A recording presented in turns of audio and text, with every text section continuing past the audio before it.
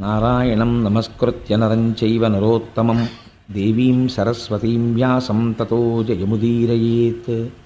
హరి ఓం. పరమేశ్వర స్వరూపమైన సభకి నమస్కారం. భగవంతుని యొక్క నిర్హేతుక కృపాకటాక్ష వీక్షణముల చేత మనం భాగవతం మీద జరుగుతున్నటువంటి ప్రసంగాల్లో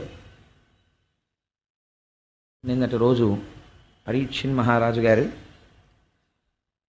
శృంగి ఇచ్చినటువంటి శాపము చేత 7 రోజుల లోపల తనకు మరణమాసన్నమవుతోందని తెలుసుకున్నవాడై గంగానది ఒడ్డుకి చేరి ప్రాయోపవేశం చేసి శరీరము వదలడానికని నిర్ణయం చేసుకున్నాడు. అలా నిర్ణయం చేసుకున్నటువంటి పరీక్షిన్ మహారాజు గారిని చూడడం కోసమని వశిష్ఠ, విశ్వామిత్ర, గౌతమ మొదలై అగస్త్యుడు మొదలైనటువంటి గొప్ప గొప్ప ఋషులందరూ కూడా విచ్చేశారు. అదే సమయంలో మహానుభావుడైనటువంటి శుకబ్రహ్మ కూడా అక్కడికి విచ్చేశారు. విచ్చేసి శుకబ్రహ్మ రావడం ఎందుకంత గొప్పతనం అంటే, ఒక సమస్య ఏర్పడడం గొప్పతనం కాదు. కలియుగ ప్రవేశం జరిగితే దానికి పరీక్షిన్ మహారాజు గారు ఒక్కడే కాదు, దానివల్ల ప్రభావితుడైన వాడు. కలియుగంలో ఉన్నటువంటి మనం అందరం కూడా కలిచేత బాధింపబడుతున్న వాళ్ళని. కాబట్టి ఇప్పుడు కలిబాధ నుంచి తప్పుకోవడానికి మార్గం ఏదైనా ఉంటుందా, ఇది చెప్పేవాడు ఎవరైనా ఉండాలి. కలి వస్తే ఎలా ఉంటుంది, ఇన్ని బాధలు పెడతాడు, ఇవన్నీ అసలు యథార్థంగా ఎలా ఉంటుందంటే, గోంగూర పప్పు అన్నం తింటున్న వాడి దగ్గరికి వెళ్ళి గోంగూర పప్పు తింటే ఎలా ఉంటుందో చెప్పినట్టు ఉంటుంది. కలి బాధలు మనకి తెలియనివి పడుతున్నవే కదా. కొత్తగా కలి పురుషుడు ప్రవేశిస్తే ఇలా ఉంటుందండి అంటే బహుశా ఈ బాధలన్నీ దానివల్ల అని తెలుస్తుందేమో తప్ప, కడుపు నొప్పితో ఉన్నవాడికి కడుపు నొప్పి ఎందుకు వచ్చింది అంటే, మీ కడుపులో చిన్న పుండు వేసిందండి దానివల్ల వస్తోంది నొప్పి అంటే, ఏమిటి దానివల్ల ప్రయోజనం, అంతకు ముందు నొప్పి ఉంది ఇప్పుడు నొప్పి ఉంది కాబట్టి పుండు ఉందని తెలిసిందంతే. అలా బాధలు ఎందుకు వస్తున్నాయి అంటే, ప్రధానంగా అంటే ఈ యుగంలో మనస్సు ఎందుకు ఈశ్వరుడి దగ్గర ఉండట్లేదు అంటే, కలి యొక్క ప్రభావం ఎక్కువగా ఉండడం చేత. అది చెప్పడం పెద్ద విషయం కాదు. కానీ కలి ప్రవేశము జరిగిన తరువాత మనకి ఈశ్వరుని యొక్క పాదముల యందు విస్మృతి లేని భక్తిని పొందడానికి కావలసినటువంటి మార్గములు కానీ, లేదా కలియుగ ప్రవేశము తర్వాత కలి ప్రభావం మన మీద ప్రసరించకుండా ఉండడం కోసమని మనం చెయ్యవలసినటువంటి ప్రయత్నాన్నైనా చెప్పగలిగినటువంటి సమర్థుడు ఒకడు రావాలి. అటువంటి సమర్థుడు వచ్చాడు. ఆయన శుకుడు. ఆ శుకబ్రహ్మ మహానుభావుడు వచ్చి కూర్చుని పరీక్షిన్ మహారాజు గారితో మాట్లాడడం ప్రారంభం చేశాడు. శుకమహర్షిని చూసి అర్ఘ్యపాద్యాదులు ఇచ్చి కూర్చోబెట్టారు. మీరు ఇక్కడ ఒక విషయాన్ని కొంచెం అంటే, నేను తరచూ విశ్లేషణ చేయడానికి ఒక కారణం ఉంది. ఇది అలా చెప్పడం ఒక పురాణ విషయంగా దాన్ని చెప్పడం నాకంత పెద్ద ఆసక్తి అనిపించదు. ఎందుచేత అంటే, నేను పురాణంలో ఎలా ఉందో అలా యథాతథంగా పరీక్షిన్ మహారాజు గారు ప్రాయోపవేశం చేశారు, శుకమహర్షి వచ్చారు, ఆయన్ని చూసి చాలా సంతోషించారు. నేను చచ్చిపోయే ముందు నువ్వు వచ్చావు, చాలా సంతోషమయ్యా, అందుకని నీ కాళ్ళు కడుక్కో, చేతులు కడుక్కో, నీళ్ళు ఇచ్చాడు, కాసి నీళ్లు తాగు, నీళ్ళు ఇచ్చాడు, నమస్కారం పెట్టాడు, సాష్టాంగం చేశాడు. ఇవి చెప్పాను అనుకోండి, ఏమిటి అందులో గొప్పతనం ఉంది నాకు చెప్పండి. ఉంది ఒక గొప్పతనం. ఏమిటంటే, ఎవరికైనా మృత్యువాసన్నమైపోయింది అని చెప్పారనుకోండి, అయ్యా మీరు ఇంకో 2 రోజుల్లో వెళ్ళిపోతారు, లేకపోతే 3 రోజుల్లో వెళ్ళిపోతారు అని చెప్పారనుకోండి. చెప్తే అప్పుడు ఎవరైనా, ఏమండి కొంచెం మంచి విషయాలు చెప్దామని వచ్చాం, మీకు భాగవతం చెప్దామని వచ్చామండి, లేకపోతే ఆ రామాయణంలో అరణ్యకాండలో ఒక విషయం తెలుసుకుందాం మేము, అది చెప్దామని వచ్చామండి అన్నారు అనుకోండి. నేను ఇలా అన్నానని మీరు అనుకోవద్దు. సాధారణంగా మనిషి ప్రవృత్తి ఎలా ఉంటుందంటే, బాబు ఇప్పుడు ఎందుకండి, అందుకే మన వాళ్ళు ఒక మోట సామెత ఒకటి చెప్తూ ఉంటారు, ఒక ముతక సామెత, చచ్చేవేళ సంధ్యమంత్రం అని. అప్పుడు ఎవడు దాని గురించి, రామాయణం గురించి, భాగవతం గురించి విందామని అనుకుంటాడు సామాన్యమైనటువంటి వ్యక్తి. అప్పుడు ఎవరికైనా ఎలా ఉంటుందంటే, ఆ ఉన్న 2 రోజులు భార్యా బిడ్డల్ని చూసుకోవాలని. అందుకే కదా మనకి ఒక సంప్రదాయం ఏర్పడిపోయింది.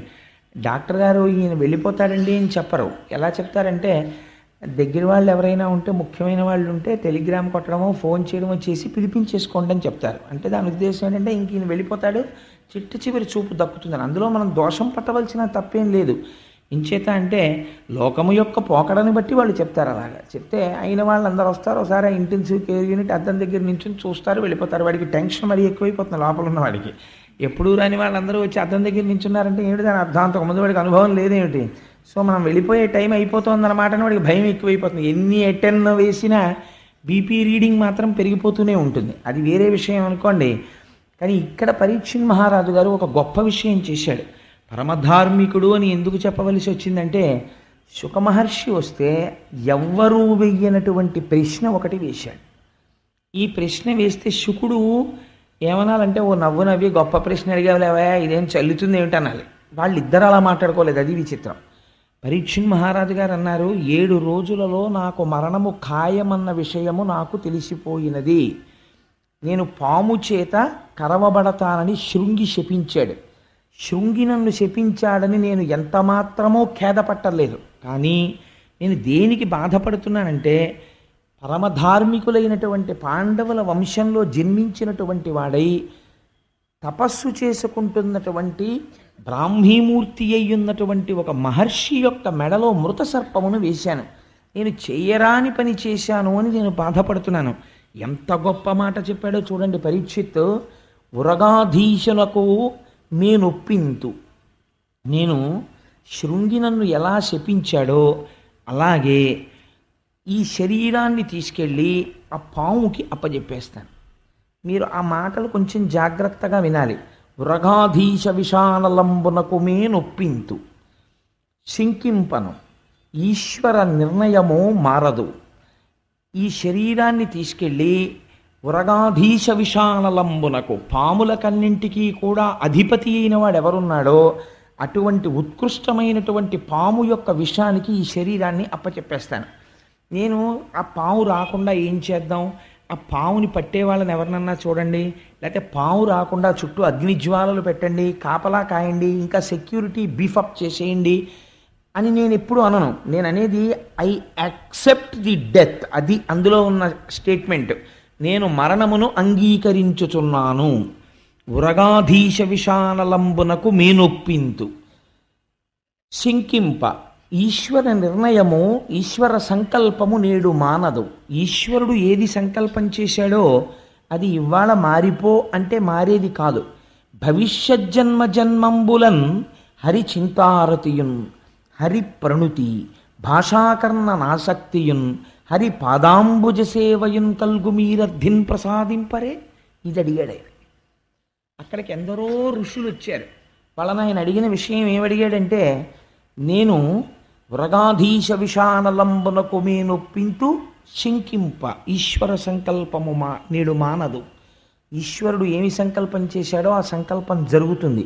ఈ మాట చెప్పడానికండి ఇలా పద్యం రాయాలన్నా, వ్యాసుడి హృదయాన్ని అర్థం చేసుకొని యథాతథంగా తెలుగులో ఇలాంటి మాటలు పడాలన్నా రామచంద్రమూర్తి అనుగ్రహం ఉంది కాబట్టి పడ్డాయి. సాధారణంగా మృత్యు వచ్చేస్తోంది అంటే ఒక రోగం కారణం చెప్తాం. ఆ రోగానికి కారణం ఏం చెప్తాం అంటే, మీరు అలా ఉండకుండా ఉండాల్సిందండి, మీరు అలా చేయకుండా ఉండాల్సింది, మీరు అశ్రద్ధ చేసేసారు, మీరు అక్కడికి వెడితే బాగుండేది, మీరు ఇక్కడికి వెడితే బాగుండేది అంటాడు. తప్పించి మరణము ఆసన్నమైపోతోంది, దానికి ఒక కారణము చూపించాలి కాబట్టి ఒక వ్యాధి కనపడుతోంది కాబట్టి 1,000,000 మంది వైద్యులు కూడి వచ్చిన కాని మరణమయ్యడి వ్యాధి మాన్పలేరు. ఈ శరీరం వెళ్ళిపోవడానికి మూట సర్దేసుకుంటోంది కాబట్టి ఇది ఈశ్వర సంకల్పము. కాబట్టి శరీరమును డొల్ల చెయ్యడానికి ఈశ్వరుడు రోగమును పంపించాడు. కాబట్టి ఇది వెళ్ళిపోవడానికి సిద్ధపడిపోతోంది. నేను దీన్ని వెళ్ళిపోవడానికి అంగీకరిస్తున్నాను. ఈశ్వరుడు యొక్క సంకల్పము మారదు, ఇది వెళ్ళిపోతుంది అన్న మాట ఎన్ని కోట్ల మందిలో ఏ ఒక్కడంటాడో నాకు చెప్పండి. పరీక్షిత్ అంటున్నాడు ఇవాళ, ఉరగాధీశ విషానలంబునకు మేనొప్పింతు శంకింప, ఈశ్వర సంకల్పము నేడు మానదు. కానీ ఆయన అడుగుతున్నది ఏమిటంటే, నేను చచ్చిపోకుండా చూడండి అని నేను ఎవరిని అడగను, నన్ను రక్షించమని నేను అడగను. పోని ఏమంటే ఆ శాపం ఇచ్చాడు కదా, శృంగి కాళ్ళు అట్టుకుంటే పోనీ ఆ శాపం ఏమైనా వెనక్కి తీసుకుంటాడా, లేకపోతే దీన్ని ఇంకొక రకంగా మార్చే అవకాశం ఉంటుందా, లేకపోతే దీనికన్నా పైకోర్టు లాంటిది ఏమైనా ఉంటుందా, అక్కడికి వెడితే ఏమైనా కొంచెం మార్పు చేస్తారా, నేను ఎలాగో అలా బతికేస్తే సరిపోతుందా, ఇంత తప్పు చేసినా నేను బతికేస్తే చాలండి.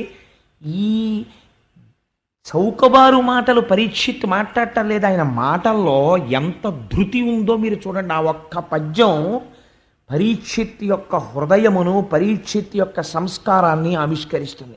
ఆయన అడుగుతున్నది ఏమిటి అంటే, భవిష్యజ్జన్మ జన్మంబులన్, నాకు భవిష్యత్తులో, భవిష్యత్ అంటే ఏంటి, ఇప్పుడు ప్రస్తుతం ఉన్నది కలియుగమే కదా, మళ్ళీ ఉత్తర జన్మ తీసుకున్నప్పుడు నాకు జన్మము వచ్చినప్పుడు నాకేం కావాలి?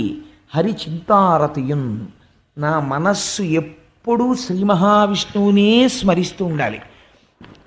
హరి ప్రణుతి, స్మరించడం కాదు, ఎక్కడైనా స్వామివారి ఉత్సవమూర్తి కనపడ్డా, దేవాలయం కనపడ్డా, స్వామి దేవాలయం కనపడ్డా గభాల శిరస్సు ఉంచి ఇలా నమస్కరించగలిగినటువంటి సంస్కార బలం నాకు కావాలి. అందుకని హరి చింతారతియున్, హరిప్రణుతి, భాషాకర్ణనాసక్తియున్.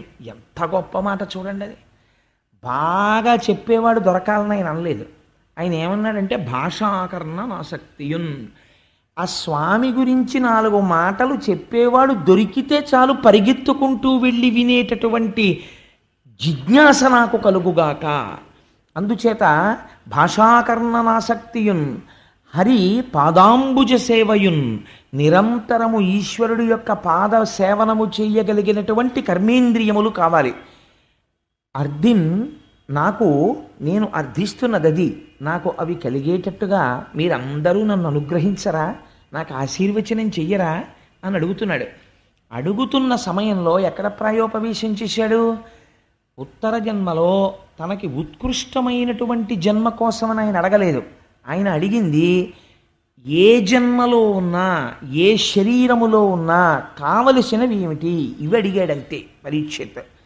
హరి చింతారతయున్, హరి ప్రణుతి, భాషాకర్ణనాసక్తియున్, హరి పాదాంబుజ సేవయున్, ఈ 4 నాకు కావాలి అని అడిగితే శుకబ్రహ్మ వచ్చి కూర్చుని ఉంటే శుకబ్రహ్మకి పాద ప్రక్షాళనం చేయించాడు, ఆచమనీయం ఇచ్చాడు, కూర్చోపెట్టి నమస్కరించి ఒక మాట చెప్పాడు. ఆయనకి సాష్టాంగం చేసి, అయ్యా నాకొక్క కోరిక ఉంది, నేను మళ్ళీ పుట్టవలసిన అవసరం లేనటువంటి మోక్షాన్ని పొందడానికి నాకు కల్పవృక్షంలా మీరు వచ్చారు, మీరు ఒక చోట ఉండేటటువంటి వారు కాదు, అటువంటిది మీరు అనుకోకుండా వచ్చి నన్ను అనుగ్రహించారు కనుక నాకు అటువంటి విషయము ఏది ఉన్నదో దానిని నాకు తెలియచేయుడు అన్నాడు. మీరు ఈ విషయాన్ని కొంచెం జాగ్రత్తగా మీరు వింటే భాగవతంలో పరీక్షిత్తు వేసిన ప్రశ్న ఎవరి కోసం వేశాడో, శుకుడు ఎప్పుడు వస్తాడో మీకు అర్థమైపోతుంది.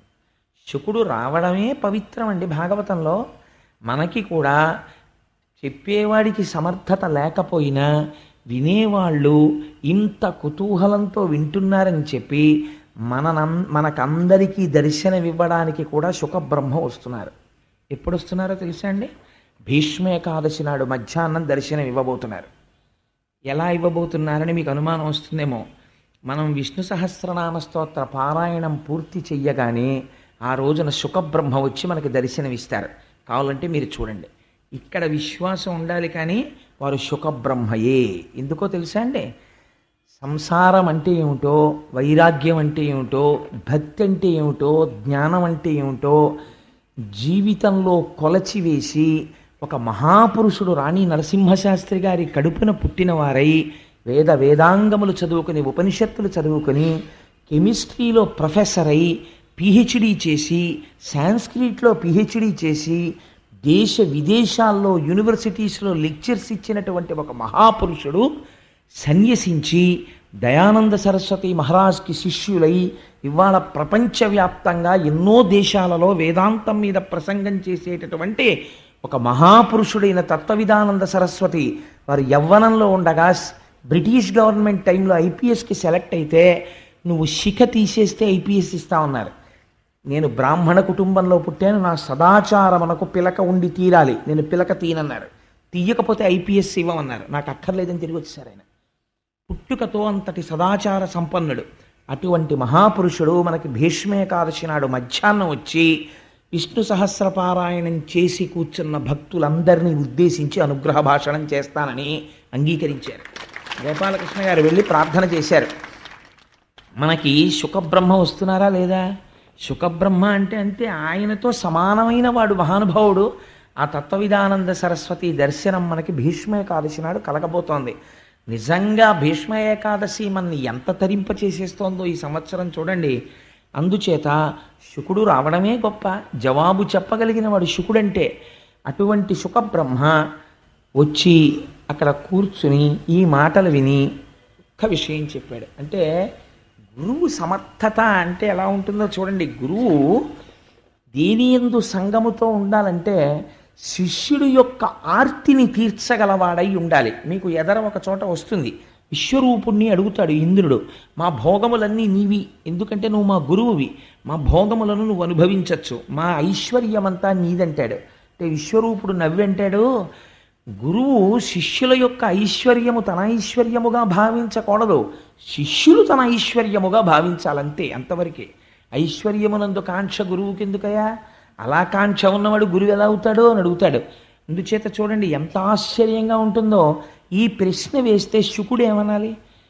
ఎందుకు నువ్వు 7 రోజుల్లో చచ్చిపోతున్నావు అని అడగాలి. అడిగితే పరీక్షిత్ పాపం చెప్పుకున్నాడు కదా, ఆయన ఏం దాచుకోలేదు.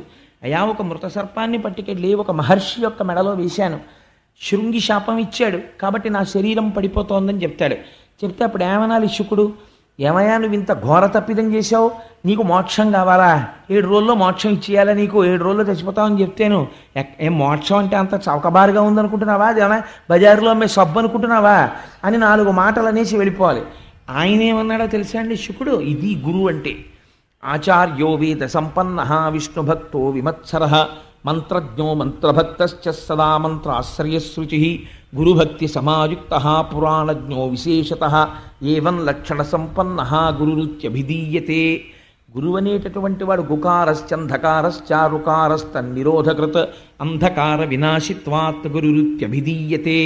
గురుగీతలో పరమశివుడు పార్వతీదేవితో చెప్తాడు, గురువు అంటే ఎవరో తెలుసా? సంతతము ఎవరి వాక్కు అజ్ఞానమును దహించి వేస్తుందో, ఎవరు సమస్త పురాణ సారములను కూడా వడబోసి అలవోకగా అర్థమయ్యేటట్టు చెప్పగలిగినటువంటి వాక్ నైపుణ్యమును పొంది ఉన్నాడో, ఎవరు తన నిత్య జీవితములో అనుష్ఠాన పర్యంతము వరకు భగవద్భక్తిని సాధించుకుని ఉంచుకున్నాడో వాడు గురువు.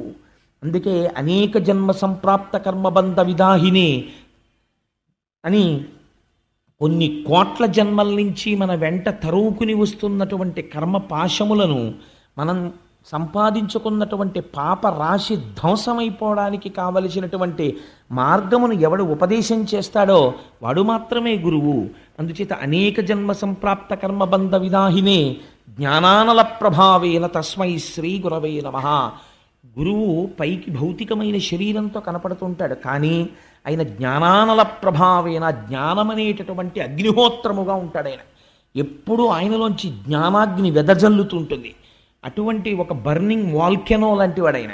అటువంటి వాడు గురువు అంటే. అందుకని ఆ గురువు శిష్యుడి యొక్క ప్రశ్నని చూసి అవతల వారు నిరుత్సాహపడేటట్టు మాట్లాడకూడదు. ఎంత అందంగా అన్నాడో చూడండి. వెంటనే శుకుడు అంటాడు, ఇతపూర్వం ఎన్నడూ నేను ఎక్కడా పాలు పితికినంత సేపు కన్నా ఉండనయ్యా, ఇవాళ నీ కోసం నేను ఎలా ఉంటాను? మృత్యుముఖంలో ఉన్నామని నేను ఉంటానా? నేను ఉండను అనలేదు. ఉంటాను 7 రోజులు నీ కోసం అని అనలేదు. తన గురించి తానేమీ చెప్పుకోలేదు. ఆయన చేసిన పని ఏమి అంటే ఒక్క మాట చెప్పాడంతే. ఎంత ధైర్యం వచ్చేస్తుందో చూడండి శిష్యుడికి. నీకు నేను ఒక విషయం చెప్తాను పరీక్షిత్, జాగ్రత్తగా విను. పూర్వం ఖట్వాంగుడు అనబడేటటువంటి ఒక రాజు ఉండేవాడు. ఆ ఖట్వాంగుడు అనబడేటటువంటి రాజు దేవతలకి సాయం చెయ్యడం కోసమని యుద్ధం చెయ్యడానికని భూమిని విడిచిపెట్టి రథానికి స్వర్గలోకానికి వెళ్ళి రాక్షసులతో యుద్ధం చేశాడు. చాలా దీర్ఘకాలము పోరు సాగింది. రాక్షసులు ఓడిపోయారు. ఓడిపోయిన తర్వాత దేవతలందరూ ఖట్వాంగుణ్ణి అభినందించారు. అభినందించిన తర్వాత నీకేం వరం కావాలో కోరుకో, ఇంత మా కోసమని కష్టపడి నువ్వు పైలోకానికి వచ్చి యుద్ధం చేసావు కదా, నీకేం వరం కావాలని అడిగారు. అడిగితే ఆయన అన్నాడు, నాకేం వరం అక్కర్లేదు, కానీ నా ఆయుర్దాయం ఎంత మిగిలిందో చెప్తారా అన్నాడు. అంటే వాళ్ళు గబగబా కంప్యూటర్లో బటన్ నొక్కితే అప్పుడు ఉన్నాయండి అని అనకండి, అంటే వాళ్ళు చూడగలరు కాబట్టి వెంటనే వాళ్ళు చూసి అన్నారు, నీకు ఇంకొక గడియ ఉన్నదయా ఆయుర్దాయం అన్నారు. ఆయన అన్నాడు, షహబాష్ చాలు నేను తరించిపోవడానికి గడియ ఉందా అన్నాడు. అని రథం ఎక్కి గబగబా భూమండలానికి వచ్చేసాడు. వచ్చేసి అంతఃపురంలోకి వెళ్ళిపోయి ఈ మాట చెప్పేసి ధ్యానమగ్నుడై ఈశ్వరుణ్ణి ధ్యానం చేస్తూ కూర్చొని శరీరాన్ని విడిచిపెట్టేసి మోక్షాన్ని చేరుకున్నాడు. నీకు 7 రోజులు టైం ఉంది, 2 గడియల్లో మోక్షానికి వెళ్ళిన వాడు ఉన్నాడు, నీకు రాకపోవడం ఏమిటి మోక్షం అన్నాడు శుకుడు. ఎంత గొప్ప మాట చూడండి. ఇలా మాట్లాడిన వాడు గురువు. అంతేకాని అదే కష్టం అండి, అవన్నీ ఎలా అవుతాయండి, మీకు చేయలేరండి అవన్నీ, అసలు చాలా కష్టం అండి బాబు మోక్షం అంటే. అది అంత తేలిక అనుకుంటున్నారా అని భయపెట్టేయడానికి గురువు ఎందుకండి ఇంకా. ఉత్సాహాన్ని ప్రోధి చేయడానికి ఈశ్వరుడు సర్వకాలములయందు ఆర్తితో నువ్వు పిలిస్తే పలకడానికి సిద్ధంగా ఉన్నాడయా అని పునశ్చోత్తమ సంత్వవాది మళ్ళీ మళ్ళీ మళ్ళీ మళ్ళీ మంచి మాటలు చెప్పి భాగవతుల్ని భక్తుల్ని భగవంతుడికి దగ్గర చేర్చేటటువంటి ప్రయత్నం చేసేవాడెవడో ఆయన గురువు. అంతేగాని తన పాండితీ ప్రకర్షని ఆవిష్కరించడం కోసం పెద్ద పెద్ద విషయాలన్నీ తీసుకొచ్చి చెప్పేసి అయితే ఇంకా మన జీవితంలో మనకి ఇవేం అర్థం కావురా అనవసరం అని చెప్పి వాళ్ళు చిన్నబుచ్చుకుని వెళ్ళిపోయేటట్టుగా చేసినవాడు గురువు కాడు. శుకుడు తలుచుకుంటే చాలా గహనంగా చెప్పగలడు, కానీ ఆయన అలా చెప్పలేదు. ఎంత అందంగా మాట్లాడాడో చూడండి. భాగవతానికి ఉన్న గొప్ప లక్షణం మీరు ఒక్కటి గమనించాలి. పరీక్షిత్ ఎవరికి ప్రతినిధో తెలుసా అండి? 7 రోజులలో మరణించే వారందరికీ పరీక్షిత్ ప్రతినిధి. 7 రోజులలో మరణించే స్వభావం ఉన్నవాళ్ళు ఎవరు? ఈ సమస్త జగత్తుకి అదే పరిణామం. ఎందుచేత అంటే ఆయన దేశాన్ని ఏలినవాడు కావచ్చు, మహాజ్ఞాని కావచ్చు, గొప్ప చిత్రకారుడు కావచ్చు, కవి కావచ్చు, పండితుడు కావచ్చు. ఎవరైనా ఎంతకాలం బ్రతుకుతారు అంటే 7 రోజులే. ఎందుకంటే 8వ రోజు లేదు చచ్చిపోవడానికి. చచ్చిపోతే ఆది సోమ మంగ బుధ గురు శుక్ర శని 7 రోజుల్లోనే చచ్చిపోవాలి. కాబట్టి ఎవరికైనా ఎన్ని రోజులు మిగిలాయి? 7 రోజులే మిగిలాయి. కాబట్టి 7 రోజులలో మోక్షాన్ని పొందడానికి ఏం చెయ్యాలని పరీక్షిత్తు వేసిన ప్రశ్న అందరి తరపున పరీక్షిత్తు వేసేసినట్టే. ఇప్పుడు శుకుడు చెప్పింది ఎవరికి చెప్పినట్టు? అందరికీ చెప్పేసినట్టే. ఇప్పుడు పరీక్షిత్ అందుకున్నట్టు అందుకున్నవాడు ఎవడో వాళ్ళందరూ పరీక్షిత్తులో మోక్షాన్ని పొందుతారంతే. అంతే అక్కడ ఉన్నటువంటి విషయం. మీకు భాగవతంలో ఉన్న గొప్ప రహస్యం ఏమిటో తెలుసా అండి? ఒక ఆయన్ని 7 రోజుల్లో చచ్చిపోతావు రా అన్నారు. 7 రోజుల్లో నేను ఏం చేస్తే మళ్ళీ పుట్టనని మోక్షం పొందాడు ఒక ఆయన. నువ్వు 8వ గర్భానికి చచ్చిపోతావు ఈ అమ్మాయికి అన్నారు ఒక ఆయన్ని. 8వ గర్భానికి నేను చచ్చిపోతానేమోనని బెంగ పెట్టుకుని ప్రతి నిమిషం చచ్చిపోయి ఆఖరిలో చచ్చిపోయి బతికాడు ఒక ఆయన కంసుడు. కాబట్టి ఈయనకన్నా ఆయనకి ఎక్కువ టైం ఉంది, కానీ ఆయన చచ్చిపోతూనే ఉన్నాడు ప్రతి క్షణం చావుకి భయపడి. ప్రపంచంలో చావుకి భయపడడం అంత వెర్రితనం ఇంకొకటి లేదు. ఎందుచేత చావుకి భయపడి మీరు ఎంత దూరం పారిపోగలరు? పోనీ అది ఎప్పుడు వస్తుందో తెలుసా అంటే తెలియదు. శుకుడు చెప్తాడు, అసలు మరణం అనేటటువంటి దానికి ప్రధాన కారణమేమి? మరణం అనేటటువంటి దాన్ని ఢీకొట్టడానికి కావలసిన ప్రయత్నము చేయకపోవుటయే. మీరు ఒకటి ఆలోచించండి, ప్రతి జీవి కూడా ప్రత్యేకించి మనుష్యుడు ఏం చేస్తాడు? నేను నా సొంతంగా చెప్పట్లేదు, శుకుడు చెప్పిన మాటలు చెప్తున్నాను. ఒక పొయ్యి, ఒక రోలు, ఇవి శుకుడు వాడిన మాటలు. ఒక పొయ్యి, ఒక రోలు, ఒక భార్య, కొందరు బిడ్డలు, కుటుంబము, సంసారము, ఇవి దేనికి పనికొస్తాయి? అంటే తన జీవనయాత్ర సాగించుకోవడానికి పనికొస్తాయి. ఎందుకనంటే రొయ్యి పోలు ఆ రోలు పొయ్యి అని ఎందుకు వాడాడంటే బహుశా ఆ రోజుల్లో ధాన్యం తెచ్చుకుని దంచుకుని ఉడికించుకునేవారు కాబట్టి. ఇవి 2 దేహయాత్ర సాగించడానికి. కాబట్టి ఇప్పుడు రెండోది ఏమిటి? ఒక భార్య, కొంతమంది బిడ్డలు. ఇంకా ఈ నిరంతరము దేని గురించి ఆలోచన చేస్తాడో శరీరము యొక్క పటుత్వము సన్నగిల్లిపోతూ ఉంటుంది, శరీరము ముడతలు పడిపోతూ ఉంటుంది. తన తర్వాత తరం వచ్చేసింది, కొడుకు పెద్దవాడైపోయాడు, ఇప్పుడు ఆయన పనులు ఆయన చూసుకోగలడు. ఈయనకన్నా సమర్థవంతంగా ఆయన చూడగలడు. ఈయన తాళం తీసి తాళం చెవులు ఎక్కడెట్టాడో తెలియదు. అపార్ట్మెంట్ కిందకి వెళ్ళిపోయిన తర్వాత తాళం వేసామంటావా అంటాడు. అంటే మెల్లిమెల్లిగా జ్ఞాపక శక్తి తగ్గిపోతుంది. అయినా సరే ఇంకా కొడుకు జీతం పట్టుకొచ్చిస్తే కుటుంబ పోషణ తను చెయ్యాలని, అన్నీ తనకి తెలియాలని ఒక భ్రాంతి. మీరు ఒకటి శుకుడు చెప్పాడని కాదు, నిజాయితీగా ఒకటి ఆలోచన చేసే ప్రయత్నం చేస్తే బాల్యంలో ఉంటాం, అప్పుడు మనకేం తెలియదు, చాలా హాయి. ఒక వయస్సు వచ్చేస్తుంది, వచ్చిన తర్వాత ఒక అభిప్రాయం వస్తుంది, ఇది కాదు నేను ఇది చదువుకుంటాను అని. ఆ తర్వాత పెళ్ళి. ఇప్పుడు పెద్దలు నిర్ణయించినారు కానా అని శుభలేఖలో వేస్తాం, కానీ నిజంగా పెద్దలు నిర్ణయించేస్తే చేసేసుకునేంత పుణ్యాత్ముడు ఎవడు ఏం లేడు. 276 పెళ్లి చూపులు అయిపోయి వీడికి 60 ఏళ్ళు వచ్చాక చేసుకుంటాడు. అందుకని ఇన్ని పెళ్లి చూపులు చూసుకుని వాడు ఒక భార్యను ఎవరినో తీసుకుని తెచ్చుకుంటాడు. తెచ్చుకున్న తర్వాత 2 బిడ్డలు పుడతారు. ఇంకా తర్వాత ఆలోచన అంతా నిరంతరము దేని గురించి ఉంటుంది? ఒక నిజాయితీ అయిన ప్రశ్న శుకుడు అడిగాడంటే ఎందుకు అడగడండి? మీరు ఆలోచన చేయండి.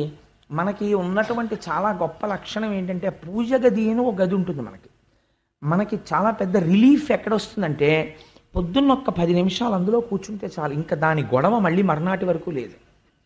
మిగిలిన వాటితో ఇలా ఉండదు. అన్నం తిన్నాడు అనుకోండి, మళ్ళీ ఎవరో జంతికలు ఎట్టుకొచ్చారనుకోండి, 4 ముక్కలు ఇలా పడే అంటాడు. అదేంటి తిన్నాను కదా అన్నం ఇప్పుడు ఎందుకు 3 గంటలకు పెడుతూ కానీలే అనడు. లేకపోతే ఎవరో మినపసున్ను అట్టుకొచ్చారనుకోండి, అవి ఎంత బాగా చేశారో అనండి మినపసున్ను అన్నారనుకోండి, ఏదో మినపసున్ను పెట్టు అంటాడు. ఇప్పుడు ఎందుకు రాత్రి భోజనంలో వేయి అనలేడు. ఇంద్రియములకు లొంగుతాడు. ఏది పోతన గారి భాగవతం బట్రా ఖాళీగా ఉందని ఇంకోసారి చదువుకుంటాను అధ్యాయం అనలేడు. చదివేశాను కదండి అదంతాను అంటాడు. లేకపోతే సుందరకాండ చెప్తున్నారండి అన్నారు అనుకోండి, ఆయనకి ఏం పనండి బాబా, అస్తమానం సుందరకాండ చెప్తాడు, ఇప్పటికి ఎన్ని మాటలు చెప్పాడో ఎన్ని మాటలు విన్నామో, సుందరకాండ అంతా నాకు వచ్చాను, సుందరకాండకి నేను ఇది ఏంటంటాడు. విశ్వనాథ సత్యనారాయణ గారు రామాయణ కల్పవృక్షంలో దెప్పి పొడిచాడు. తిన్నా అన్నం తింటం లేదా, చేసిన సంసారం చెయ్యట్లేదా, చదివిన రామాయణం చదవడానికి నీకు వచ్చిన తెగులు ఏమిటని అడిగాడు ఆయన. అందుకని మనకి భగవత్ సంబంధమైన విషయం దగ్గరికి వచ్చేటప్పటికి ఒక విముఖత, పూజామందిరంతో ఉండేటటువంటి సంబంధం అన్నిటికన్నా బాగా ఎక్కడ తగ్గిపోతుందో తెలుసా అండి? వృద్ధాప్యంలోనే. ఎందుకంటే చెప్పడానికి ఒక సాకు ఒకటి దొరుకుతుంది. మోకాళ్ళ నొప్పులు కదండి, వెళ్ళినా కూర్చోలేని కోడలు దీపం పెడుతుంది అంటాడు. మరి పోనీ విష్ణు సహస్రం చదువుతారా అండి అంటే, నాకు నోటికి రాదండి, చదువుదామంటే ఇప్పుడు ఏమిటంటే విశ్వం విష్ణు వషత్కారం అంటానా కళ్ళమ్మ నీళ్ళు వచ్చేస్తాయి, కనపడదు. టీవీ చూడటానికి కనపడుతుంది, అదే విచిత్రం. ఒకవేళ దగ్గర నుంచి వినపడకపోతే దూరం నుంచి కూర్చొని చూస్తాడు. డాక్టర్ గారి దగ్గర కూడా ఏం చెప్తాడంటే, టీవీ కనపడటం లేదు డాక్టర్ గారు సరిగ్గాను అంటాడు, విష్ణు సహస్రం కనపడటం లేదండి అని చెప్పడం. అందుకని ఏమైపోతుందంటే భ్రాంతికి లోనైపోయి జీవితాన్ని గడిపేస్తాడంటే. ఒక గహనమైన వేదాంత విషయం చెప్పేటప్పుడు కొద్దిగా అది మీకు లైటర్ వెయిన్లో చెప్తే బాగుంటుందని నేను జోడించాను తప్ప నా ఉద్దేశ్యం భాగవతాన్ని ఒక జోకులమయం చేయడం నా ఉద్దేశ్యం కాదు.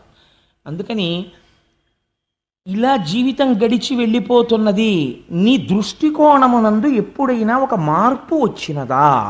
అసలు ఎప్పుడైనా ఒక ప్రశ్న అడిగిన వాడు ఉన్నాడా? నేను ఎక్కడి నుంచి వచ్చాను ఈ లోకంలోకి?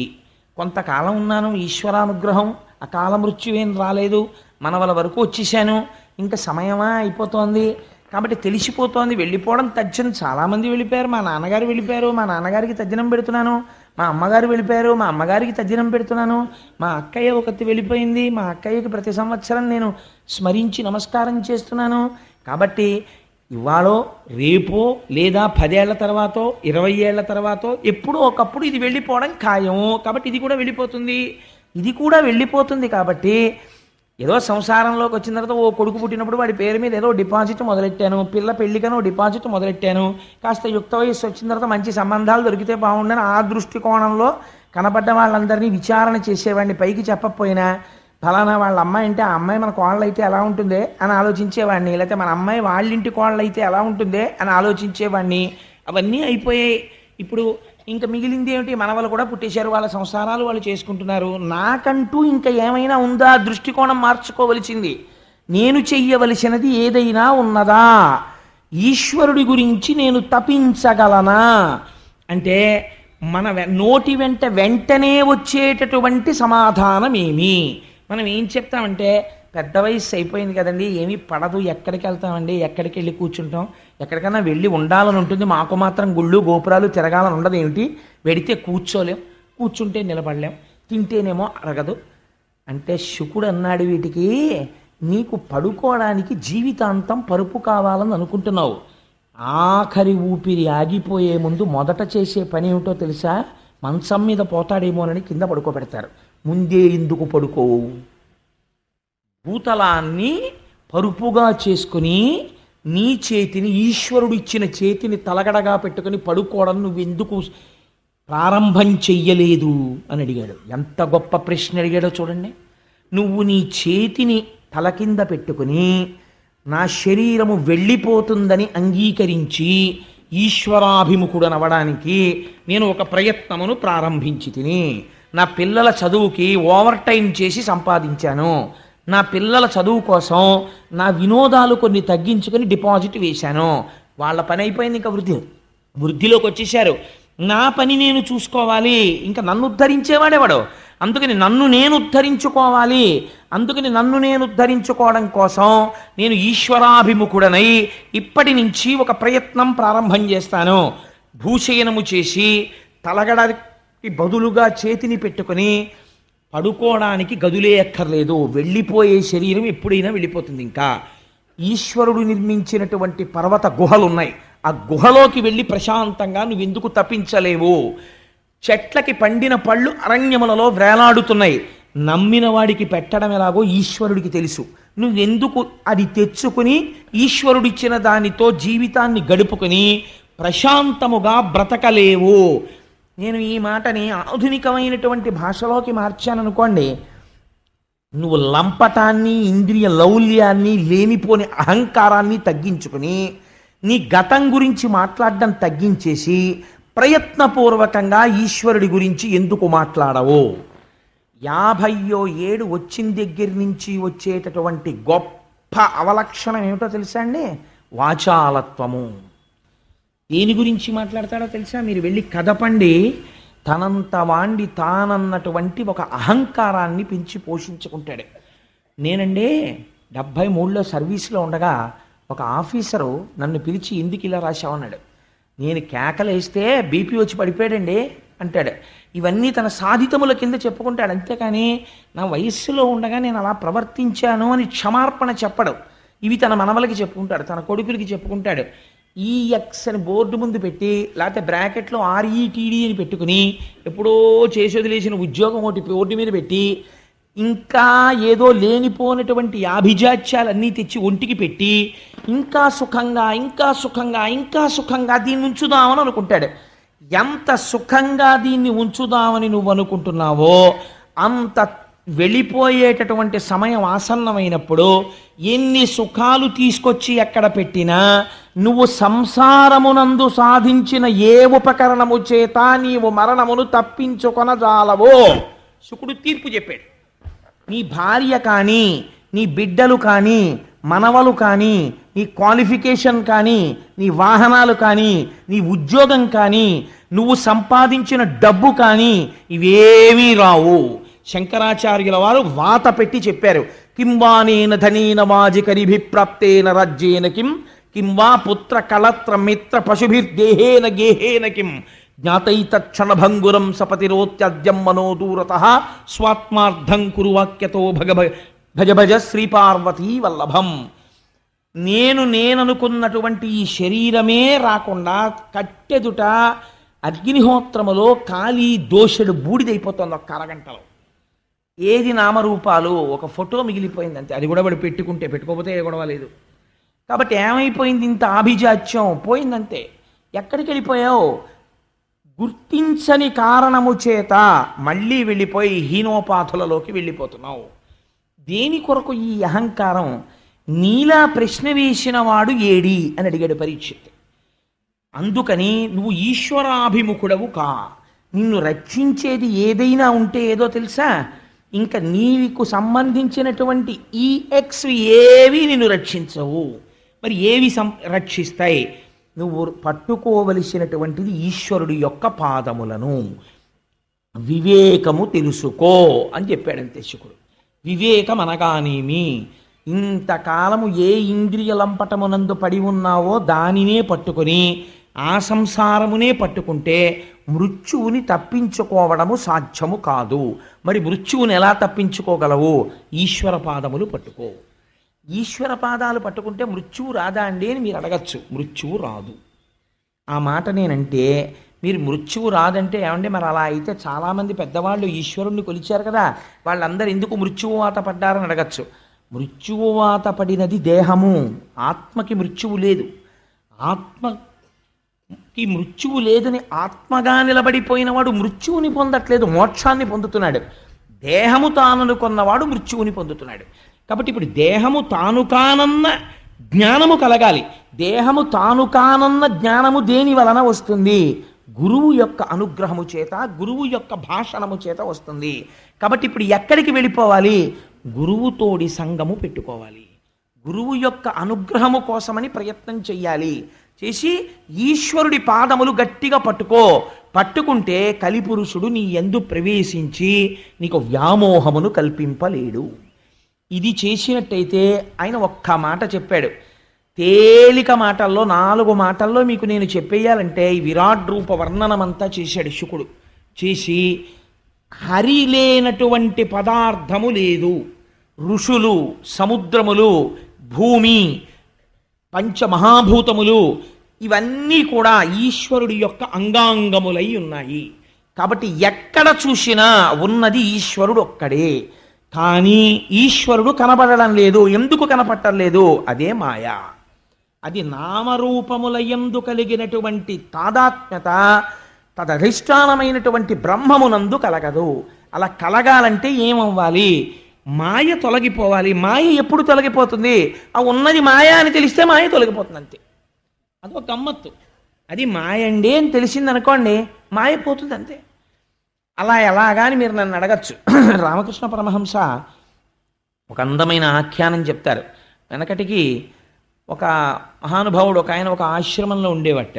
ఆయనకి ఒక రోజున ఎందుకో ఉన్నది ఒక్కడే ఒక్క శిష్యుడు. ఆ శిష్యుడు కాస్త ఎక్కడికో వెళ్ళాడు ఊరు. అయ్యా మళ్ళీ వస్తానండి, వారం రోజులు ఏదో ఇంట్లో ముఖ్యమైన పని ఉందని వెళ్ళిపోయాడు. ఈయనకి పాపం అలా వెళ్ళిపోతూ ఒక శిష్యుడి యొక్క అవసరం ఏర్పడింది. ఒక శిష్యుడు ఉండాలి పక్కన. ఆయనకి ఎందుకు వచ్చిందో ఆ ప్రారంధం, ఒక మేకలు కాసుకునేవాడిని చూసి, ఒరే అబ్బాయి నువ్వు ఒక 4 రోజులు నా శిష్యుడిగా ఉంటావా అన్నాడు. ఆయన అన్నాడు, ఉంటాను కానండి, నాకేం తెలియదే శిష్యుడిగా ఉండడానికి, నాకు ఏ విషయమూ తెలియదు, మీకు సంబంధించినవి ఏం చేయనన్నాడు. మీకు నేను చక్కగా గుండు చేసి పిలక పెట్టించేసి విభూతి పిండికట్లు పెట్టేసి ఓ పంచె నేనే గట్టిగా కట్టేసి ఓ యజ్ఞోపవీతం ఒకటి వేసేసి ఆశ్రమంలోకి తీసుకెళ్ళి కూర్చోబెడతాను. చూసినవాడు నువ్వు బ్రాహ్మణ వటువువి, బ్రహ్మచారి అనుకుంటారు. నువ్వు చేయవలసింది ఏమిటో తెలుసా? నోరు విప్పకంతే. నువ్వు నోరు విప్పావా తెలిసిపోతుంది. అలాగేనండి, అయితే ఇంకేముంది, చాలా తేలిక అన్నాడు. చాలా తేలిక అని చెప్పి చాలా తేలిక అనుకున్నవే ప్రమాదం తీసుకొస్తాయి ప్రపంచంలో. వెనకటికి నటన రాని వాడు ధృతరాష్ట్రుడి పాత్ర ఒప్పుకున్నాడు. ఎందుకంటే అలాగో కళ్ళు మూసుకోవడమే కదా, స్టేజ్ ఫీర్ ఉండదని. కళ్ళు మూసుకు కూర్చున్న తర్వాత నిద్ర పట్టేసింది. ఇప్పుడేమో పాపం 10 మాటలు చెప్పు ధృతరాష్ట్ర, నువ్వు చెప్పు అంటాడు. ఆయన ఏం చెప్తాడు? నిద్రపోయినవాడు. అందుని తేలిక అనుకున్నవి కొంప ముంచేస్తాయి ఒక్కొక్కసారి. అందుకని నోరు విప్పకుండా కూర్చోవడమే కదా అని చెప్పి నోరు విప్పకుండా కూర్చోడానికి ఒప్పుకున్నాడు ఆయన. కూర్చుంటే వీళ్ళ ప్రారంధం కొద్దీ ఆ ఆశ్రమానికి ఇంకొక అతిథి వచ్చాడు. వచ్చి ఆయన అక్కడ కూర్చుని కమండలం మర్చిపోయి ఈ పిల్లాన్ని పిలిచి వీరే కమండలం పట్టరా అన్నాడు. ఎవరికి కమండలం అంటే ఏమిటో తెలియదు పాపం. వాడు విచిత్రంగా చూస్తున్నాడు. మరి నీకేరా చెప్తున్నది, ఆ కమండలం పట్టరారా అన్నాడు. అంటే వాడు మళ్ళీ బాబు ఇదేంటి నాకు అడుగుతున్నాడు, నాకు కమండలం అంటే తెలియదు, నాకు తెలియదు అందావా, నోరు విప్పద్దని చెప్పాడు ఆయన. ఎలాగని చూస్తున్నాడు. ఆయన 4-5 మాటలు అడిగి, ఎరా కమండలం తేరా అంటే నాకు నువ్వు కానీ మేకలు కాసుకునేవాడు ఏంటిరా అన్నాడు. అనగానే లేచి పారిపోయాడు ఈయన. ఎందుకు పారిపోయాడు అంటే మేకలు కాసుకునేవాడే అని తెలియగానే వాడు పారిపోయాడు. ఇది మాయా అని గురుముఖంగా తెలియగానే మాయ తొలగిపోతుంది. మమ మాయా దురచ్చయ, అప్పటి వరకు అది తొలగదు. దానికి ఈశ్వరానుగ్రహము తోడైతే తొలగుతుంది. తొలగితే ఏమవుతుంది? లోపల ఉన్న ఆత్మ భాసిస్తుంది. చంద్రుడు ఒక సరోవరంలో ప్రతిబింబిస్తూ ఉంటాడు చీకట్లో. అలలు కదులుతుంటాయి. మెల్లిగా కదులుతున్న అలలకి చంద్రబింబం కూడా కదులుతున్నట్లుగా అనిపిస్తుంది. నిజంగా చంద్రబింబం కదిలిందా? కదలలేదు. అసలు చంద్రబింబం అలాగే ఉంది. నీరు కదలిక వల్ల ప్రతిబింబం కదిలినట్లు మీకు కనపడుతోంది. కదిలినది నీరు తప్ప కదిలినది ప్రతిబింబము కాదు. అలాగే అజ్ఞానము చేత తాదాత్మ్యమును పొంది ఈ దేహము తానన్న భీతి ఎక్కువై ఆ భీతియే మృత్యువు. కాదు నేను ఎప్పుడూ ఉండే ఆత్మని, అది తెలుసుకుంటోంది, అది తెలుసుకుంటున్నది నేను, అది ఎప్పుడూ ఉంటుంది, దానికి మృత్యువు లేదు. ఇది పడిపోతున్నప్పుడు కూడా ఇది పడిపోతోందని అది సాక్షిగా తెలుసుకుంటుంది. ఇది పడిపోయాక కూడా బయటకు వచ్చి ఆహా ఇది పడిపోయిందని నా ఫోటో నేను చూసుకున్నట్టు అది దీన్ని చూస్తుంది. అది నేనైనప్పుడు ఈ పడిపోయేదాంతో నాకేం సంబంధం? అది పడిపోతుంది, అది సహజం, దానికి మృత్యువు, నాకు మృత్యువు లేదు అని అంగీకరించగలిగి అలా నిలబడగలిగితే మాయ తొలగినది. కానీ అది నేను చెప్పేసినంత తేలికని మీరు అనుకుంటున్నారేమో, అదంత తేలిక వెంటనే పట్టేసుకుంటుంది. కాబట్టి అలా స్థిరముగా నిలబడడానికి ఏది మార్గమో, మరి ఎలా నిలబడుతుందండి అది అంటే ఆయన ఒక మాట చెప్పాడు, హరిమయము విశ్వమంతయు. ఈశ్వరుడి కోసం నువ్వు ఎక్కడ తిరగక్కర్లేదు పరీక్షిత్. అసలు ఉన్నది శ్రీహరి ఒక్కడే, అది తప్ప ఇంకొకటి లేదు. హరిమయము విశ్వమంతయు, హరి విశ్వమయుండు. ఎంత గొప్ప మాట వేసేసారో చూడండి. విశ్వము హరి, హరి విశ్వము, ఇంకొక పదార్థం ఏం లేదు, ఉన్నది ఒకటే రెండుగా అలా ఇలా కనపడుతోంది. శుకుడు ఒక ఉపమానం కూడా చెప్పాడు. ఇలా చూసినప్పుడు నా ఎదురుగుండా కూర్చున్న తల్లి ఒక్కరు కనపడతారు. నేను నా గుడ్డుని ఒక వేలుతో ఇలా పొడిచాను అనుకోండి, నా ఎదురుగుండా కూర్చున్న ఆవిడ 2 కింద కనపడతారు. నా వేలితో గుడ్డుని ఇలా పొడవడం వల్ల నా ఎదురుగుండా ఉన్న వ్యక్తి రెండుగా కనపడినట్టు అజ్ఞానము చేత లోకములో ఈశ్వరుడు లోకము ఇంకా ఇంకా ఇంకా ఇంకా అలా కనపడుతున్నాయి. కానీ జ్ఞాననేత్రము చేత చూస్తే ఉన్నదొక్కటే. కాబట్టి హరిమయము విశ్వమంతయు, హరి విశ్వమయుండు, సందేహింప పని లేదు. హరిమయము కాని ద్రవ్యము పరమాణువు లేదు వంశపావన వింటే. నువ్వు కానీ సక్రమంగా వినదలుచుకుంటే హరిమయము కానటువంటి పదార్థము ఈ ప్రపంచమునందు లేదు. ఇది తెలుసుకుని సమస్తం ఈశ్వరమయం జగత్ అని నువ్వు అంగీకరించి అంతటా బ్రహ్మమును చూసి ఉన్నది బ్రహ్మమే, ఇది పడిపోతుంది, ఇది పంచభూతములు, బ్రహ్మాండములో ఉన్న పంచభూతములలోంచే పిండాండములోని పంచభూతములు, తన్మాత్రలు, ఇంద్రియములు ఇవన్నీ వచ్చాయి, ఇదంతా ఈశ్వరుడి యొక్క నిర్హేతుకమైన ఒక లీల అని నువ్వు అంగీకరించగలిగితే నీకు ఉత్తర క్షణమే మోక్షము అని బోధ చేసి అసలు ఈ ఆ భక్తి నిలబడడానికి ఒక మాట చెప్పాడు ఆయన. ఈ భక్తి నువ్వు నీ అంత నువ్వుగా నేను భక్తిగా ఉంటాను, నేను భక్తిగా ఉంటాను, నేను భక్తిగా ఉంటానంటే భక్తిగా ఉండడం కుదరదు. అమరేంద్రాదులు కొల్చు భంగి అయ్యబ్జాక్షు సేవించగా విమల జ్ఞానము భక్తి, విమల జ్ఞానము ముక్తి వైరాగ్యమునొసగున్ తత్కమలాధీసు కథా సుధారస నదీ కల్లోల మాలా పరిభ్రమమెవ్వానికినైన కర్ణయుగళీ పర్వంబు కాకుండునే అని అడిగాడు శుకుడు. నేను ఒక్క మాట చెప్తాను పరీక్షిత్, నువ్వు చెయ్యవలసింది ఏమిటో తెలుసా? ఈశ్వరుడు యందు పూనిక కలగాలి. ఆ పూనిక ఎలా కలుగుతుంది? నువ్వు ఇంట్లో కూర్చుని భగవంతుడి మీద భక్తి కావాలి, భగవంతుడి మీద భక్తి కావాలంటే రాదు. ఎలా వస్తుంది? అమరేంద్రాదులు కొల్చు భంగి అయ్యబ్జాక్షు సేవింపగా ఆ ఈశ్వరుడికి ముందు నువ్వు అసలు ఇలా నమస్కారం మొదలెడితే ఆయన నీకు దారి చూపిస్తాడు. ఏమిటో తెలుసా దారి? ఆ మహానుభావుని యొక్క కథా సుధారస నదీ కల్లోల మాలా పరిభ్రమమెవ్వానికినైన కర్ణయుగళీ పర్వంబు కాకుండునే భగవంతుని యొక్క కథలు వినడం అనేటటువంటి స్థితికి తీసుకుని వెడతాడు. కాబట్టి కొన్ని కోట్ల కోట్ల కోట్ల జన్మల వరకు అసలు భాగవతం వైపుకు కానీ భగవత్ కథ వైపుకి కానీ వెళ్ళాడు అంటే వాడి జీవితంలో ఒక గొప్ప మార్పు ప్రారంభమైనది. ఎందుకని? అది విసుగులేనిది, ఆశాంతము రక్షణనీయగలిగినది. మలాపరిభ్రమమెవ్వానికినైన కర్ణయుగళీ పర్వంబు కాకుండునే ఎవ్వరికైనా సరే భగవంతుని యొక్క కథలనేటటువంటివి కర్ణపేయంగా ఎంతో సంతోషంగా ఉంటాయి. ఆ భగవంతుని యొక్క కథలను వినడము నువ్వు ప్రారంభిస్తే భక్తి కలుగుతుంది. భక్తితో వాడు సర్వేశ్వరుడు, వాడంతటా ఉన్నాడు, ఇక్కడ ఉన్నాడు, చేయిస్తున్నవాడు వాడు, చూస్తున్నవాడు వాడు అన్న భావన నీకు కలిగిన నాడు నీకు తెలియకుండా భక్తిలో ఒక విచిత్రం ఏర్పడుతుంది. ఏమిటో తెలుసా అండి? ఏదో పూజ గదిలోకి వెళ్ళి ఒక పావు గంట అరగంట కూర్చుని పూజ చెయ్యడం కాదు. ఒక పాత్ర ఈ చేత్తో పట్టుకుని ఒక పాత్ర నిండా నూనె తీసుకుని ఈ పాత్రని ఇలా వంపితే ఇందులోంచి సన్నటి తైలధార ఈ పాత్రలోకి పడుతుంటే ఎలా పడుతుందో అలా కొంతకాలానికి ఏమైపోతుందంటే పానీయంబులు త్రాగుచున్ కుడుచుచున్ భాషించుచున్ హాసలీలా నిద్రాదులు చేయుచున్ తిరుగుచున్ సంతత శ్రీనారాయణ పాద పద్మజుగళీ చింతామృతాస్వాద సంధానుండై మరచన్ అన్నట్లుగా పడుకుంటాడు. పడుకుంటూ ఈశ్వర ఏం ఆశ్చర్యమయా, ఇంత అలిసిపోయిన నా శరీరాన్ని పరుపు మీద పెట్టానంతే. కానీ ఇప్పుడు నిద్ర ఎవరిస్తారు? నువ్వు ఇస్తావు. ఎలా ఇస్తావు నాకే తెలియదు. ఎప్పుడు నిద్ర పడుతుందో పడుకుంటాను, అది వచ్చి ఆవరిస్తుందంతే. నేను నిద్రాకాలిక సుఖమును పొందుతాను. అదేమైనా ఆపరేషన్ చేసినట్టు బాధగా ఉంటుందా? హాయిగా ఉంటుంది. ఎంత ఔదార్యమయ్యనిది. నేను పడుకుని నిద్రపోతే తెల్లవారేటప్పటికి నువ్వేం చేస్తావు? నా ఇంద్రియాలకన్నింటికి మళ్ళీ బలం ఇచ్చేస్తావు. మళ్ళీ కళ్ళు సంతోషంగా చూస్తాయి, మళ్ళీ ముక్కు వాసన చూస్తుంది, ఆనందంగా నిద్రలేస్తాను. నిద్ర లేవగానే తెల్లవారుతోందని చెప్పి ఈశ్వరుడి ముఖం చూసి ఒక నమస్కారం చేసి భగవంతుడి గురించి జ్ఞాపకం తెచ్చుకొని ఓ సుప్రభాతం చేసుకుంటూ, ఇప్పుడు వెంకటాచలం అలా ఉంటుంది, శ్రీశైలంలో అలా ఉంటుంది, ఇప్పుడేమో ప్రాతస్మరామి గణనాథ మనాథ బంధుం సింధూరపూర పరిశోభిత గంట యుగ్మం ఉద్దండ విఘ్న పరిఖండ నచండ దండ మాఖండలారి సురనాయక బృందవంద్యం అని చదువుతూ ఢమరుకలు మోగిస్తుంటారని ఆలోచన చేస్తూ స్నానం చేస్తాడు. అక్కడికి వెళ్ళి కూర్చుంటాడు. ఏదో చదవబోతాడు, ఏదో జ్ఞాపకానికి వస్తుంది, ఏదో ఆలోచిస్తూ ఉంటాడు. ఏది?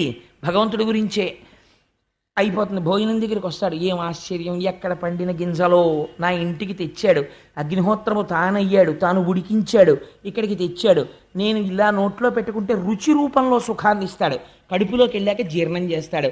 ఏం ఆశ్చర్యం రా నిజంగా. ఇంత పిసరు మలము పైకొస్తే నేనే భరించలేనంత దుర్వాసన. అటువంటి మలము నా శరీరంలో ఉండగా 9 రంధ్రములున్నటువంటి శరీరంలో 2 కళ్ళు, 2 ముక్కులు, 2 చెవులు, నోరు 7, మలద్వారం 8, మూత్రద్వారము 9 రంధ్రములున్న బుడగలోంచి దుర్వాసన రాకుండా శాసనం చేస్తున్నాడు. ఇంట్లో ఒక్క వెలగపండు ఉంటే వాసన వచ్చేస్తుంది, లోపల ఇన్ని మలమూత్రాలుంటే ఇంత వాసన పైకి రాకుండా కాపాడుతున్నాడు. ఏం ఆశ్చర్యమయ్యా ఈశ్వర, ఏమిటయ్యా నీ లీల, నిజంగా ఎంత ఉపకారం చేస్తున్నావయ్యా అంటాడు. ఇప్పుడు మీరు చెప్పండి, ఈ భక్తికి ఒక నియమము, ఒక సమయము అవసరమా? స్వప్నమునందు కూడా, కళలో కూడా ఇదే ఏదో ఆలోచిస్తుంటాడు. ఎందుకని అలవాటు అయిపోయింది ఆ మనస్సుకి. ఆ మనస్సు ఎక్కడ చేరింది? భాగవతానికి ఉన్న రహస్యం ఇదే. మనస్సుకుండేటటువంటి చాలా గొప్ప బలము, చాలా గొప్ప బలహీనత ఒక్కటే గుర్తుపెట్టుకోండి. అది తెలుసుకోకుండా భాగవతం వింటే అసలు అర్థం లేదు. మనస్సుకున్న చాలా గొప్ప బలం ఏమిటో తెలుసా అండి? అదే బలహీనత కూడా. మీరు ఉండమన్న చోట అది ఉండదు. మీరు మనస్సుని తీసుకెళ్ళి, రేపు సత్యనారాయణ స్వామి వారి వ్రతం చేస్తాం కదా, సుబ్రహ్మణ్య శర్మ గారు ఎలా చదువుతారో మీరు చూద్దరు. కానీ ఒక్కొక్క గ్రహాన్ని పిలుస్తారు, ఎలా పిలుస్తారో మనం నిజంగా దృష్టి పెట్టి వింటూ ఉంటే ఆ ఆభరణాలు, ఆ దుస్తులు, ఆ రథం, వాళ్ళు ఎక్కువస్తూ ఉంటారు. నిన్ననే ఆ లోపల సుబ్రహ్మణ్య శర్మ గారు మల్లాని చంద్రశేఖర శాస్త్రి గారు ఉటంకిస్తూ మాట అనుకున్నాం. మీరు పెట్టే అక్షతాగ్రహం, వక్కాగ్రహం, డబ్బాగ్రహం, శబ్దశక్తికి వస్తారు దేవతలు, వచ్చి కూర్చుంటారు అక్కడ. అంత జాగ్రత్తగా నడవాలి ఆ కార్యక్రమం. అందుకని పాపం గోపాలకృష్ణ గారు నిన్న రాత్రి కూడా కూర్చున్నది. అంత అందంగా జరగాలని దాని గురించి పెద్ద ఎక్సర్సైజ్. ఎందుకని అంత అందంగా చెయ్యాలి కార్యక్రమం రేపు భీష్మే కాల్చినాడని. సరే, ఇంతకీ ఆ విషయం నేను ఎందుకు చెప్పానంటే, మీ శ్రద్ధ, ఆ శ్రద్ధ చేత ఏమవుతుంది, స్వప్నమునందు కూడా దాని యందే మనస్సు తగులుకొని ఉంటుంది. అనుషంగికముగా ఇతర వ్యాపారములు నడుస్తుంటాయి, కానీ లోపల మాత్రం ఎప్పుడు దాని యందే నిలబడిపోయి ఉండిపోతాడు. ఇది ఎలా ఉంటుంది అంటే, రమణ మహర్షి ఒక గొప్ప ఉదాహరణ చెప్తారు. ఆడవాళ్ళు నీటి కడవలు తల మీద పెట్టుకుని నడిచి వెళ్ళిపోతూ ఉంటారు. నడిచి వెళ్ళిపోతున్నప్పుడు ఒకళ్ళతో ఒకళ్ళు మాట్లాడుకుంటూ వెళ్ళిపోతూ ఉంటారు. కానీ కాలు దేని మీదైనా ఒక రాతి మీద పడింది అనుకోండి అని ఇలా కాలు పట్టుకోరు, అని కుండ పట్టుకుంటారు. తల మీద ఉన్న కుండని రక్షించుకోవడం దృష్టి ఉంటుంది. మాట్లాడుకుంటూ, నవ్వుకుంటూ, మాటలు చెప్పుకుంటూ వెళ్ళిపోతుంటారు. ఇవన్నీ జరుగుతున్నా దృష్టి తల మీద ఉన్న కుండ మీద ఉన్నట్టు, భక్తి పరిణతి చెందితే నువ్వు ఏ పనిలో ఉన్నా నీ మనస్సు ఈశ్వర పాదముల దగ్గర ఉంటుంది. స్థితికి చేరగలుగుతాడు. ఎక్కడ ప్రారంభం? ఈశ్వర కథ వినడంతో ప్రారంభం. ఇప్పుడు మనస్సు ఏమైంది? ఒక బలహీనత ఉన్నది. ఏమిటా బలహీనత? నువ్వు ఈశ్వరుడి దగ్గర ఉండదు, వెళ్ళిపోతుంది ఇంకో చోట. ఇప్పుడు వెళ్ళిపోయే మనస్సే బలం. ఇప్పుడు మీరు దాన్ని వెళ్ళిపోవడం ఎలా వెళ్ళిపోయేటట్టు చేస్తున్నారు? మీరు ఆలంబనం అందిస్తున్నారు దానికి భాగవతం చెప్పారు. ఇప్పుడు ఈ భాగవతంలో ఏం చెప్తారు? భగవంతుడి యొక్క లీలావతార వర్ణనం, ఎన్ని అవతారాలు ఎత్తాడు, ఎలా చేశాడు, ఎదురెదర మీరు వింటారు. దక్షయజ్ఞ ధ్వంసం దగ్గర నుంచి ఇవాళ అదృష్టం ఉంటే మనకి ఆదివరాహమూర్తి వస్తారు, యజ్ఞవరాహమూర్తి. ఆ వరాహమూర్తి అవతారం దగ్గర నుంచి ఇవన్నీ వచ్చేస్తే మీరు విని విని విని విని విని రాత్రి ఇంటికి వెళ్ళి పడుకున్నారనుకోండి, మీకు ఆ యజ్ఞవరాహమూర్తి యొక్క ఆవిర్భావం కనపడుతుంటుంది. ఎలా కనపడుతుంది? నీ చెప్తే కనపడదు, మీ మనస్సు లగ్నమైతే కనపడుతుంది. ఇక్కడ అదే వినపడుతుంటుంది. రాత్రి నిద్రపోతున్నా ఈ మాటలు చెవులో వినపడుతుంటాయి. ఇప్పుడు ఏమైపోయింది మీ మనస్సు? అంతకుముందు టీవీ సీరియల్ మీద ఉండేది, ఇప్పుడు యజ్ఞవరాహమూర్తి మీద ఉంటుంది. తప్పు దానిదా, ఆసారాన్ని అందివ్వడంలో తేడా చేసిన మనదా? మీరు ఇంద్రియాలని ఎలా వాడితే అది అలా పుచ్చుకుంటుంది, దాని తప్పే ఉండదు. మీరు తీసుకెళ్ళి దుష్ట వస్తువు ముందు దాన్ని పెట్టారనుకోండి, దాన్నే పట్టుకుంటుంది. అందుకే మీరు ధ్యానంలో ఒక మాట చెప్తారు, మీరు చూడండి. దీపం వంక మీరు అలా చాలాసేపు చూసి కళ్ళు మూసుకున్నారనుకోండి, వెంటనే దీపశిఖ కళ్ళల్లో కనపడుతుంది. మీరు ఇంద్రియాలతో ఏ వస్తువుని తాదాత్మ్యతతో జాగృతిలో చూశారో దాన్నే స్వప్నంలో కూడా చూపిస్తూ ఉంటుంది సాధ్యమైన త్వరలో. సంస్కారము కూడా దాన్ని బట్టి వస్తూ ఉంటుంది. మీరు దానికి ఈశ్వరుని అలవాటు చేసేశారనుకోండి, గుళ్ళోకి వెళ్ళడం, ప్రదక్షిణం చేయడం, ఎప్పుడు ఏదో భగవంతుడి గురించి మాట్లాడుకోవడం, ముందు మొరాయిస్తుంది. వద్దు వద్దు వద్దు అంటుంది. కానీ దానికి ఉన్న గొప్పతనం ఏమిటో తెలుసా అండి, ఊరుకుంటుంది. సరేలే అయితే అదే బాగుందంటుంది. మీరు బలవంతంగా ఓ 3 నెలలు గుడికి తీసుకెళ్ళడం అలవాటు చేయండి శరీరాన్ని. ఓ రోజు మీరు మానేశారనుకోండి, ఇవాళ గుళ్ళోకి వెళ్ళలేదు, ఇవాళ గుళ్ళోకి వెళ్ళలేదు, ఇవాళ గుళ్ళోకి వెళ్ళలేదు అంటుంది. అది విచిత్రం. ఈ లక్షణం పాముకుందండి. ఇలా మనిషి కనపడితే బుస్సుమనే పాము 10 మాటలు పాముల వాడు అలవాటు చేస్తే అంతమంది మనుషులు చుట్టూ కూర్చున్నా సరే వాడు ఊతుంటే అది పడగ విప్పి అలా ఆడుతుంది. ఒక పావుకి అలవాటైంది మన మనస్సుకు అలవాటు చేయలేకపోతే దోషం ఎవరిది? మనదే. మన యందు ప్రయత్నం లేదు. దీన్ని శుకుడు ఎత్తి చూపిస్తున్నాడు భాగవతంలో. అందుకని మనస్సుకి ఆలంబనం ఇస్తుంది భాగవతం, మారుస్తుంది మనసుని, ఈశ్వరుడి వైపుకి తిప్పుతుంది. ఇది అందరూ పొందగలరా? ఈ అదృష్టం పొందాలంటే పుణ్యబలం ఉండాలి, ఈశ్వరానుగ్రహం ఉండాలి. ఎవరికి అనుగ్రహం ఉంటుందో వాళ్ళనే ఆయన అడ్మిట్ చేస్తాడు, అందరినీ తీసుకొచ్చి కూర్చోపెట్టాడు. శుకుడి దగ్గర పరీక్షిత్తుని మాత్రమే వినేటట్టు చేశాడు. ఎవరెవరికి ఈశ్వరుడు అనుగ్రహిస్తే వాళ్ళు మాత్రమే భాగవతం వినగలరు తప్ప అందరూ భాగవతం వింటారనే నమ్మకం ఉంటుందా అంటే ఉండకపోవచ్చు. అందుచేత నువ్వు భగవత్ కథాశ్రవణముతో ప్రారంభము చెయ్యి. ఈ సమస్త జగత్తుని సృష్టించిన వాడు ఆయనే. ఒక మాట చెప్తాడు చిట్ట చివర, ఒకానొక స్థితిలో ఈ అయోమయం ఎవరి వరకు వెళ్ళిందో తెలుసా? నాభికమలంలోంచి చతుర్ముఖ బ్రహ్మగారు పుట్టారు. అప్పటికి సృష్టి లేదు, లోకములన్నీ నీటితో నిండిపోయి ఉన్నాయి. ఈ నీటితో నిండిపోయి ఉన్నటువంటి లోకముల యందు తాను ఏమి సృష్టి చెయ్యాలో ఆయనకి ఏం అర్థం కాలేదు. చుట్టూ చూశాడు, అసలు నేనన్నవాడిని ఒకడిని వచ్చాను కదా, కాబట్టి నన్ను కన్నవాడన్నవాడు వాడు ఉండాలి కదా, వాడు ఏడి అని చూశాడు. చుట్టూ ఏమీ లేదు, నీళ్లున్నాయి, జలప్రళయం అయిపోయింది. కంగారు పడ్డాడు, ఏమిటి చెయ్యాలి సృష్టి? నేను ఏదో సృష్టి చెయ్యాలనిపించింది ఇచ్చిన పదవిని బట్టి. అంటే ప్రేరణ ఎక్కడి నుంచి వచ్చింది? ఈశ్వరుల్లోంచి వస్తోంది. ఏమిటి సృష్టి చేస్తాను, ఎలా సృష్టి చేస్తాను అని ఆలోచిస్తున్నాడు. ఒక మాట వినపడింది పైనుంచి. ఎక్కడి నుంచి వినపడిందో తెలియదు. తపా తపా అంది. తపించు తపించు అంది. తపించాడు. తపించడం అంటే ఏంటి? ధ్యానమగ్నుడై ఈ మాట ఎవరిది వినపడిందో వారి దర్శనమునపేక్షించాడు. అలా తపించగా తపించగా శ్రీమన్నారాయణ దర్శనమైంది. దర్శనమై నువ్వు ఇలా సృష్టి చెయ్యి అని వేదములనిచ్చి బ్రహ్మగారికి ఆదేశం ఇచ్చాడు. అప్పుడు చతుర్ముఖ బ్రహ్మగారు సృష్టి చేయడం ప్రారంభం చేశాడు. ఈ చతుర్ముఖ బ్రహ్మగారు సృష్టి చేయడం ప్రారంభించడంలో ఒక గమ్మత్తైనటువంటి ప్రక్రియ జరిగింది. అంటే నేను స్కందంలో వచ్చేటటువంటి ఆఖ్యానములను కాస్త కలుపుకోవడానికి అవకాశం ఉండే రీతిలో ఆ కథాభాగాన్ని కొద్దిగా మలుపు తిప్పుకుంటున్నాను. దాన్ని మీరు కొద్దిగా గమనించండి. అంటే ఎవరైనా ఇంటికి వెళ్ళి గ్రంథపఠనం చేసే అలవాటు ఉన్న వాళ్ళు ఉంటే వాళ్ళకి తెలియడం కోసం అని చెప్తున్నాను.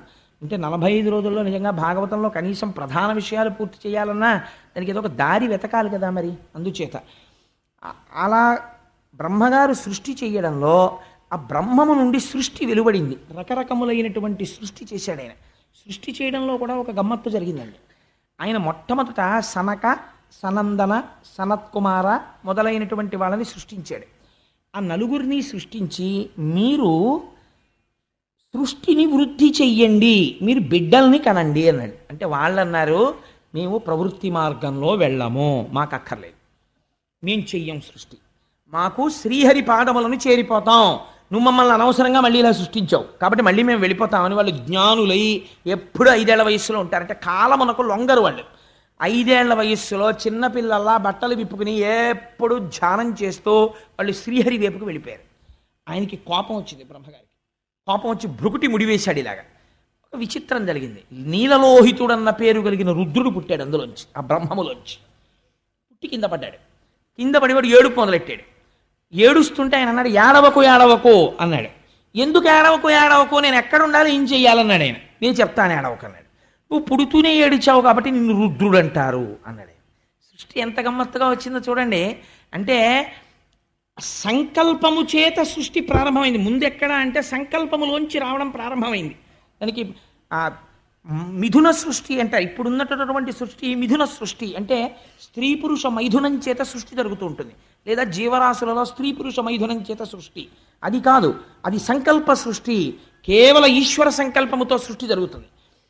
అప్పుడు ఆయన కింద పడ్డాడు. కింద పడితే ఆయనకో 8 భార్యల్ని 8 రూపాలని ఇచ్చి నువ్వు అలా ఉండు, సృష్టి చేయి అన్నాడు. అంటే ఆయన కొన్ని గణములను సృష్టించాడు. వాళ్ళు ఉన్న వాళ్ళని తినేయడం మొదలెట్టారు. మళ్ళీ పిలిచి అన్నాడు, నువ్వేం చెయ్యకో, తపస్సు చేసుకుంటూ కూర్చో చాలన్నాడు. అంటే ఆయన తపస్సు చేసుకుంటూ కూర్చున్నాడు. ఆ తర్వాత వీళ్ళు ఇలా వెళ్ళిపోయారనుకుని ఆలోచన మొదలుపెట్టాడు. ఇలా కూర్చుని ఆలోచిస్తుంటే టంగున ఆయనలోంచి శ్రీమన్నారాయణుడు వచ్చి పడ్డాడు. అలాగే ఆయన శరీరంలోంచి రకరకాల భాగాలలోంచి రకరకాల మహర్షులు బయటకు వచ్చారు. బ్రహ్మగారి ఒడిలోంచి నారద మహర్షి బయటకు వచ్చారు. ఆయన వీపులోంచి అధర్మం వచ్చింది, అధర్మంలోంచి మృత్యు వచ్చింది, ఆయన ముందు భాగంలోంచి ధర్మం వచ్చింది. ఇవన్నీ ఈశ్వరుడు అంటే విరాట్ పురుషుడై ఉంటాడు. సృష్టి చెయ్యాలన్న సంకల్పంలో ముందు ఇది వచ్చింది. అప్పుడు ఆయన అనుకున్నాడు, ఇలా కాదు, ఇలా నేను సంకల్ప వికల్పాలు చేస్తూ ఎంత సృష్టి చేస్తాను, ఇలా కాదు అని ఒక ఆలోచన. మీకు నేను ఒక విషయం, నేను మా దొరగారితో ఇవాళ కారులో వస్తూ అన్నా, ఇది నేను వేదిక మీకు చెప్పను దొరగారు అని, కానీ నేను ఎందుకో మళ్ళీ చెప్పాలని అనిపిస్తోంది కాబట్టి చెప్పేస్తున్నాను. దీన్ని మీరు మరో రకంగా భావించకండి, దాని లోపల ఉండే అంతరార్థం చాలా విశేషంగా ఉంటుంది. అంటే ఒక్కొక్కసారి సృష్టి చేసేవారి యందు కూడా మోహము కలుగుతుంది. బ్రహ్మగారు ఒక స్త్రీని సృష్టించాడు, సృష్టించి ఆ స్త్రీ యందు మోహమును పొందాడు. పొందితే ఋషులు చెప్పారు, అదేమిటి నువ్వు సృష్టించిన స్త్రీ యందు నీకు మోహం ఏమిటన్నారు. వెంటనే ఆయన అన్నాడు, ఇది సృష్టికి ఉండేటటువంటి లక్షణము, కాబట్టి ఏ శరీరముతో అలా మోహం పొందానో దాన్ని నేను వదిలిపెట్టేస్తున్నాను ఆ శరీరాన్ని అన్నాడు. అని ఆ శరీరం వదిలేడు. వదిలితే అది ఏమవ్వాలి ఆ శరీరం? అది పొగమంచు అయింది. అదే పొగమంచు మనకి రోజు కళ్ళకి అడ్డంగా వస్తుంది చూసారా, అందుకే అది ఎదుటగా ఉన్నటువంటి విషయాన్ని కనపడనివ్వదు. కళ్ళు మూసుకుపోయాయిరా అంటారు. పొగమంచు అపకారమే తప్ప ఉపకారం చేయదు, రైలుకి సిగ్నల్ కూడా కనపడదు. ఆ బ్రహ్మము విడిచిపెట్టినటువంటి శరీరమే పొగమంచుగా మారింది. తర్వాత మైథున సృష్టి చెయ్యాలి అనుకున్నాడు ఆయన. అనుకుని తన శరీరంలోంచే రెండింటిని సృష్టించాడు, ఒకటి స్త్రీ ఒకటి పురుషుడు. ఇంక సమస్య లేదు రా అన్నాడు. ఇక సమస్య లేదు, ఎందుకంటే వీళ్ళ యందు వ్యామోహమును ఏర్పాటు చేస్తాను. ఇప్పుడు ధర్మబద్ధమై ప్రజా సృష్టి జరుగుతుందన్నాడు. అలా మొట్టమొదట సృష్టించిన వాళ్ళల్లో మొట్టమొదట పుట్టినవాడు స్వయంభువ మనువు. ఆయన భార్య పేరు శతరూప. వీళ్ళిద్దరూ పుట్టారు. పుట్టిన తర్వాత బ్రహ్మగారు అన్నారు, కొడుకు తండ్రిని సంతోషపెట్టాలి, నువ్వు సృష్టి చేయి అన్నారు. అంటే ఆయన 5 బిడ్డల్ని కన్నాడు. కానీ వచ్చి నాన్నగారు నేను 5 బిడ్డల్ని కన్నాను అన్నాడు. ఎవరు వాళ్ళు అని అడిగాడు. అడిగితే ఒకటి పేరు ప్రియవ్రతుడు, ఒకటి పేరు ఉత్తానపాదుడు, ఒక ఆవిడ పేరు అకూతి, ఒక ఆవిడ పేరు ప్రసూతి, ఒక ఆవిడ పేరు దేవహూతి అని 3 స్త్రీలు 2 మగపిల్లలు, 5 పిల్లల్ని కన్నానన్నాడు. ఇప్పుడు ఏం చెయ్యను అన్నాడు. శ్రీహరిని సంకీర్తనం చేస్తూ యజ్ఞయాగాది క్రతువులు చేస్తూ సమస్త ప్రాణులను రక్షిస్తూ పరిపాలన చేయి అన్నాడు. ఆయన అన్నాడు, అలా పరిపాలించడానికి నాన్నగారు భూమి ఎక్కడుందండి అన్నాడు. అదేమిట్రా భూమి ఏమైపోయింది అన్నాడు. మీరు సృష్టి తామర తంపరగా ఎలా పెంచాలా అని ఆలోచన చేస్తూ ఉన్న సమయంలో ఈ భూమి ప్రళయంలో వచ్చినటువంటి సముద్ర జలములలో పడిపోయి రసాతలానికి వెళ్ళిపోయింది, పాతాళలోకానికి. ఇప్పుడు ఆ భూమిని పైకి తీసుకొస్తే ప్రాణులన్నీ భూమి మీదకి చేరుతాయి. అప్పుడు ఇంకా సృష్టి జరిగి ఇంకా ప్రాణులు వచ్చి అప్పుడు దీన్ని పరిపాలించడానికి ఆనుకూల్యత ఏర్పడుతుంది. ఇప్పుడు ఆ భూగోళాన్ని పైకెత్తండి అన్నాడు. అమ్మగారు ఆలోచించాడు, ఇదేంటి ఇలా ఎలా ఎత్తుతానరా, ఇలా ఎలా కుదురుతుంది, ఈ భూమిని ఇప్పుడు రసాతలం నుంచి పైకి ఎవరు తీసుకొస్తారు అని ఆలోచిస్తున్నాడు. ఇక్కడ వరకు విన్నారు కదండి. ఇప్పుడు ఒక విషయం వినండి. సంకల్ప సృష్టి ఎలా జరుగుతుందో, ఈయన సంకల్పం చేయగానే వెనక నుండి చేయిస్తున్నవాడు ఒక ఆయన ఉన్నాడు, ఆయనే ఇన్నిగా వస్తున్నాడు. ఆయన ఇప్పుడు ఎలా వచ్చాడో తెలుసా అండి, ముక్కులోంచి ఊడి కింద పడ్డాడు.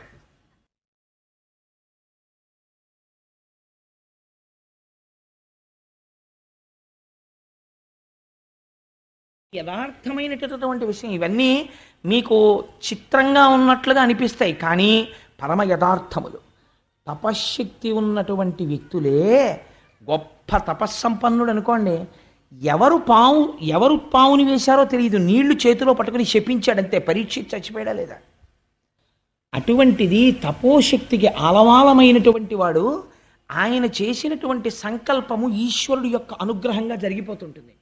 అందుకని ఆయన నాసికారంధ్రములలోంచి కింద పడింది. ఎవరు పడ్డారు? ఒక చిన్న వరాహమూర్తి ఒకటి కింద పడింది. అది పడడంతో యజ్ఞవరాహమూర్తి అర్ధి అంగుష్టమాత్ర దేహంబుతోడ వియత్తల స్థాయియగుచు భూరి గజ ప్రమాణమయ్యే అచటనున్నవారల చూపులకు అద్భుతముగా. ఆ నాసికారంధ్రంలోంచి కింద పడినటువంటి ఈ వరాహం ఒక కొండంత అయిపోవడం మొదలెట్టింది దంష్టలతోటి. అయిపోయి ఇది ఇప్పుడు అడుగులు తీసి అడుగులు వేయడం మొదలెట్టింది. దీనికి ఎవరు ఏం చెప్పలేదు నువ్వు ఇలా చెయ్యాలని. అందరూ ఆశ్చర్యపోతున్నారు, ఇది ఎక్కడి నుంచి వచ్చిందిరో అని చూస్తున్నారా ఉన్నవాళ్ళు ఋషులు. వాళ్ళకి అర్థమైంది, ఈ సంకల్పమును అనుసరించి భూగోళాన్ని పైకెత్తడానికి ఈశ్వరుడు ఎవడు మొట్టమొదటి నుంచి చివరి వరకు ఉంటున్నాడో వాడు వచ్చాడు. అంటే మొదటి అవతారము వచ్చినది. ఇప్పుడు ఎవరు వచ్చారు? అసలు మనం అందరం ఉండడానికి కావలసినటువంటి భూమిని పైకెత్తి మనకి నివాసం ఇవ్వడానికి ఈశ్వరుడు ఈ రూపమును పొంది వచ్చి ఉన్నాడు. ఎంత కృతజ్ఞులమై ఉండాలి ఆయనకి. ఇవాళ మనం ఉన్నామంటే ఆయన కృతజ్ఞత. ఇది మొదటి అవతారంగా వచ్చేసింది. ఇది యజ్ఞవరాహం కింద వచ్చింది. వస్తూ ఏం చేసింది? అడుగులు తీసి అడుగులు వేస్తోంది. వేస్తూ సముద్రంలో దూకింది. దూకితే పెద్ద చప్పుడు వచ్చింది. అది మూపు పెట్టి వెతుకుతోంది భూమి కోసం. వెతుకుతూ వెతుకుతూ ముఖం నిండా నీళ్ళు అంటుకుపోతే పైకెత్తి ఇలా ఇలా అంది. అంటే అవి వెళ్ళి కొన్ని రాజ్యాల్లో పడ్డాయి. రేపు విందురుగాని కర్దమ ప్రజాపతి దేవహూతి వస్తుంది. అక్కడ విందురుగాని ఎక్కడెక్కడ పడ్డాయో, ఎక్కడెక్కడ క్షేత్రాలు అయ్యాయో ఆ నీళ్లు పడ్డాయి. పడితే ఋషులందరూ వెళ్ళి ఋగ్యజు సామవేదములతో స్తోత్రం చేస్తూ ఆ నీళ్లు మీద పడేటట్టు నించున్నారు. ఎందుకని? ఈ కంటికి గోచరం అవనివాడు రక్షించడం కోసమని ఒక విచిత్రమైన మూర్తిగా వచ్చాడు. వచ్చి నీటితో తడిసిన దేహంలో ఉన్న నీటిని చిమ్ముతున్నాడు. ఇది మానసికముగా మీ మీద పడాలి. ఇప్పుడు యజ్ఞవరాహమూర్తి మీద ఉన్న నీరు మీరు ఇక్కడ దర్శనం చెయ్యాలి. చేస్తే పడుతుందని. అందుకే అది యజ్ఞవరాహం, పైకి వరాహం కాదు. అది ఎలా వస్తుంది? ఇక్కడ వరకు విన్నారు కదండి. ఆగండి అలాగా, ఓసారి వెనక్కి వెళ్ళండి. ఇప్పుడు అడిగాడు ఒక ప్రశ్న. ఎవరు అడిగారు? విదురుడు అడిగాడు మైత్రేయుణ్ణి. ఎందుకు అడిగాడు అంటే, విదురుడు కురుసభలో ఉండగా అవమానం చేశారు ఆయన్ని. అవమానం చేస్తే ఆ విదురుడు బయలుదేరి వెళ్ళిపోయాడు. వెళ్ళిపోయి ఉద్ధవుడి దగ్గరికి వెళ్ళి ఉద్ధవుడిని అడిగాడు, కృష్ణ భగవానుడు ఎక్కడున్నాడు అని. అంటే ఉద్ధవుడు చెప్పాడు, కృష్ణుడు నిర్యాణం చెందాడు, యాదవులందరూ వెళ్ళిపోయారని. మరి నువ్వు యాదవుడవు కదా ఎందుకు ఉండిపోయాడని అడిగాడు పరీక్షిత్ శుకుణ్ణి. అడిగితే కృష్ణుడికి ఏ జ్ఞానం ఉందో అది ఉద్ధవుడికి ఉంది. కృష్ణుడి తర్వాత లోకానికి చెప్పడం కోసం ఉద్ధవుడిని ఉంచేశాడు భూమి మీద. అందుకని చెప్పి ఆ ఉద్ధవుడు బదరికాశ్రమానికి వెళ్ళిపోమ్మని శ్రీమన్నారాయణ ఆదేశాన్ని అనుసరించి వెళ్ళిపోతున్నాడు. వెళ్ళిపోతుంటే విదురుడు వెళ్ళి, నువ్వు శ్రీమన్నారాయణుడి దగ్గర కృష్ణుడి దగ్గర నేర్చుకున్నటువంటి భాగవత జ్ఞానం నాకు చెప్పమని అడిగాడు. అడిగితే నా దగ్గరే కాదు, అది మైత్రేయుడికి కూడా చెప్పాడు. మైత్రేయుడు హరిద్వారంలో ఉన్నాడు, అక్కడికి వెళ్ళి వినమన్నాడు. గంగపడిన చోటైన హరిద్వారం దగ్గరికి వెళ్ళి హరిద్వారంలో భాగవత జ్ఞానాన్ని విన్నాడు. విన్నప్పుడు ఒక విచిత్రమైన ప్రశ్న వేశాడు. ఇంతవరకు బాగానే ఉంది. యజ్ఞవరాహం వచ్చినప్పుడు ఒక ఈయన ఎంత గొప్ప మూర్తో అంత గొప్ప రాక్షసుడు వచ్చాడు నీళ్లలోంచి. వాడు అనవసరంగా వచ్చి ఈయన మీద కలిగిపడ్డాడు. వీళ్ళందరూ స్తోత్రం చేస్తున్నాడు, వాడు ఒక్కడే కలిగిపడ్డాడు. ఈయన వాడిని చంపి అవతల పారేశాడయా అన్నారు. ఆ వచ్చిన వాడెవడు, ఎందుకు వచ్చాడు, అందరూ నమస్కారం చేస్తే వాడొక్కడు యుద్ధం చేయడం ఏమిటి, అసలు అదేదో చెప్పు నాకు అన్నాడు పరీక్షిత్. అంటే శుకుడు, ఇలా అడిగేవాడి కోసమే నేను చూస్తున్నానయా, చెప్తాను వినన్నాడు. ఇప్పుడు మీరు ఇక్కడి నుంచి జాగ్రత్తగా వినండి. ఇప్పుడు అంటే మీకు సౌకర్యం కోసం నేను కథాభాగాన్ని కొద్దిగా మలుపులు మార్చుకుని చెప్తున్నాను, తేలిగ్గా అందుతుందని. ఒకప్పుడు కశ్యప ప్రజాపతి తన భార్యలు, ఆ కశ్యప ప్రజాపతికి 13 మంది భార్యలు, 13 మంది భార్యలతోనూ ధర్మబద్ధమైనటువంటి జీవితాన్ని కొనసాగిస్తున్నాడు. ఒకరోజు సాయంకాలం ఆయన అగ్నికార్యం చేసుకుంటున్నారు. అసుర సంధ్య వేళ ప్రారంభమైంది. అసుర సంధ్య వేళ అంటే దాన్ని సంధికాలం, పగలు కాదు రాత్రి కాదు. సూర్యాస్తమయం అంటాం కానీ సూర్యుడికి అస్తమయం లేదు కదండి, భూమి తిరుగుతుంది. అందుకని సూర్యుడి యొక్క వెలుతురు భూమి మీద ప్రసరించని సమయము, చంద్రోదయము కాని సమయము, దీన్ని ఉత్తర సంధ్య అంటారు. ఈ ఉత్తర సంధ్య పూర్వ సంధ్య కన్నా పవిత్రం. ఈ ఉత్తర సంధ్యలో 3 పనులు మాత్రం ఎట్టి పరిస్థితుల్లో చేయకూడదు, శాస్త్రంలో నిషిద్ధం. చీకటి పడే వేళ, పగలు పూర్తయ్యే వేళ, ఈ రెండిటికి నడుమ ఉన్న ఉత్తర సంధ్యలో పొరపాటున కూడా 3 పనులు చేయరాదు. ఏమవి? 1, భుజించరాదు, తినకూడదు. కలియుగం వచ్చిందని గుర్తేమిటి? ధర్మభ్రష్టత్వం. బళ్ళ ముందు కూడా నిలబడి ఎడం చేతిలో పెట్టుకు తినేస్తూ ఉంటాం అసుర సంధ్య వేళలో. వేళావేళలు లేవు కాబట్టి 1 తినడం నిషిద్ధం. అది ఉగ్రవేళ, మనస్సునందు క్రౌర్యముతో కూడిన ఆలోచనలు వస్తాయి, 6వ వంతు మనస్సై. 2వదేది నిద్రించరాదు. 3వదేది మైథునము జరపరాదు. ఈ 3 నిషిద్ధాలు. మైథునం అంటే స్త్రీ పురుష సంభోగం, జరపరాదు. కానీ గమ్మత్తు ఏమైందంటే, కశ్యప ప్రజాపతి అగ్నికార్యం చేసుకుంటున్నారు. ఆయన సాక్షాత్తుగా రాశీభూతమైనటువంటి తపశ్శక్తి, అటువంటి మహానుభావుడు. ఆయన దగ్గరికి దితి అనబడేటటువంటి భార్య వచ్చింది. వచ్చి ఆయనతో ఒక మాట అంది. ఆవిడ చాలా అందంగా మాట్లాడిందండి. ఆవిడ మామూలుగా మాట్లాడలేదు. ఆవిడంది, నా మీద మన్మధుడు బాణప్రయోగం చేశాడు. నేను ఆ బాణప్రయోగపు తాకిడికి నేను తట్టుకోలేక నిలువెల్లా కదిలిపోతున్నాను. నీవు నా భర్తవి, అందుచేత నువ్వు నన్ను అనుగ్రహించి నాలో కలిగినటువంటి ఈ కామావేశమునకు ఉపశాంతిని కల్పించు అని చెప్తూ ఆవిడ ఒక మాట చెప్పింది. నేను ఇలా అడగడం వెనకాతల ఒక రహస్యం ఉంది అని. ఏమిటి అన్నాడు కశ్యపుడు. అంటే తన ధర్మపత్ని వలనను మునుకొని తా పుత్రరూపమున ఉదయించున్, దీపించిన దీపముచే దీపము రెండు కాదే సికి ఒకటయ్యున్. అంటే కామాన్ని ధర్మంతో కలిపే ప్రయత్నం చేసింది దితి. ఆవిడ ఆ స్థితిలో దోషం పట్టలేము. ఆవిడంది, 13 మంది భార్యలు ఉన్నారు నీకు, మేమందరం ఏకగర్భ సంజాతులం, ఒక తల్లి పిల్లలం. 13 మందిని ప్రజాపతి నీకు ఇచ్చి పెళ్లి చేశాడు. అందులో 12 మందికి సంతానం కలిగారు, ఇంకా నాకు సంతానం కలగలేదు. సాధారణంగా భార్యాభర్తల యొక్క అనుబంధంలో ఒక గొప్ప సిద్ధాంతం ఉంది, ఆత్మావై పుత్రనామాసి. భర్త అపురూపముగా ఇచ్చేటటువంటి కానుక భార్యకు ఏది అంటే తానే తన భార్య కడుపున మళ్ళీ ఉదయిస్తాడు. కాబట్టి ఏమైంది, తానే పుత్రరూపముగా తన భార్యలోంచి పైకొస్తున్నాడు. ఇది ఎట్లా ఉంటుందో తెలుసా? ఆవిడంది, తన ధర్మపత్ని వలనను మునుకొని తా పుత్రరూపమున ఉదయించున్. పురుషుడు తన ధర్మపత్నితో సమాగమం చేసి తానే కొడుకుగా పైకి రావాలి. అది ధర్మం, ధర్మపత్ని విషయంలో. ఇది దీపించిన దీపముచే దీపము రెండు కాదే సికి ఒకటయ్యున్. ఒక దీపాన్ని పట్టుకెళ్ళి ఇంకో దీపాన్ని వెలిగిస్తాం, 2 జ్యోతులు వెలుగుతున్నట్టు కనపడుతుంది. కానీ ఒత్తుల యొక్క పొడుగు పొట్టి ఉండొచ్చు, ప్రమిద ఒకటి ఎర్రగా ఉండొచ్చు, ఒకటి నల్లగా ఉండొచ్చు, నూనె ఒక దాంట్లో ఎక్కువ ఉండొచ్చు, తక్కువ ఉండొచ్చు. కానీ సమాన ధర్మం ఉన్నది మాత్రం ఒకటి ఉంది. ఏది? శిఖి. ఆ దీపం చివర వెలుగుతున్న జ్యోతి మాత్రం ఒకటే. దానిది అదే జ్యోతి, దీనిది ఇదే జ్యోతి. ఈ జ్యోతికి ఆ జ్యోతికి తేడా లేదు. కాబట్టి తండ్రికి కుమారుడికి భేదం లేదు. తండ్రికి కుమారుడికి భేదం లేకపోయినా రెండుగా కనపడేటట్టు చేయగలిగిన శక్తి ప్రపంచంలో ధర్మపత్ని ఒక్కతే. ఆవిడ మాత్రమే అధికారమును పొంది ఉంటుంది. తన భర్తని కొడుకుగా ప్రపంచమునందు నడిచేటట్టు చేయగలదు, ఆయన తేజస్సుని తాను గ్రహించి. కాబట్టి నేను నీ తేజస్సుని నా యందు ప్రవేశపెట్టమని అడుగుతున్నాను.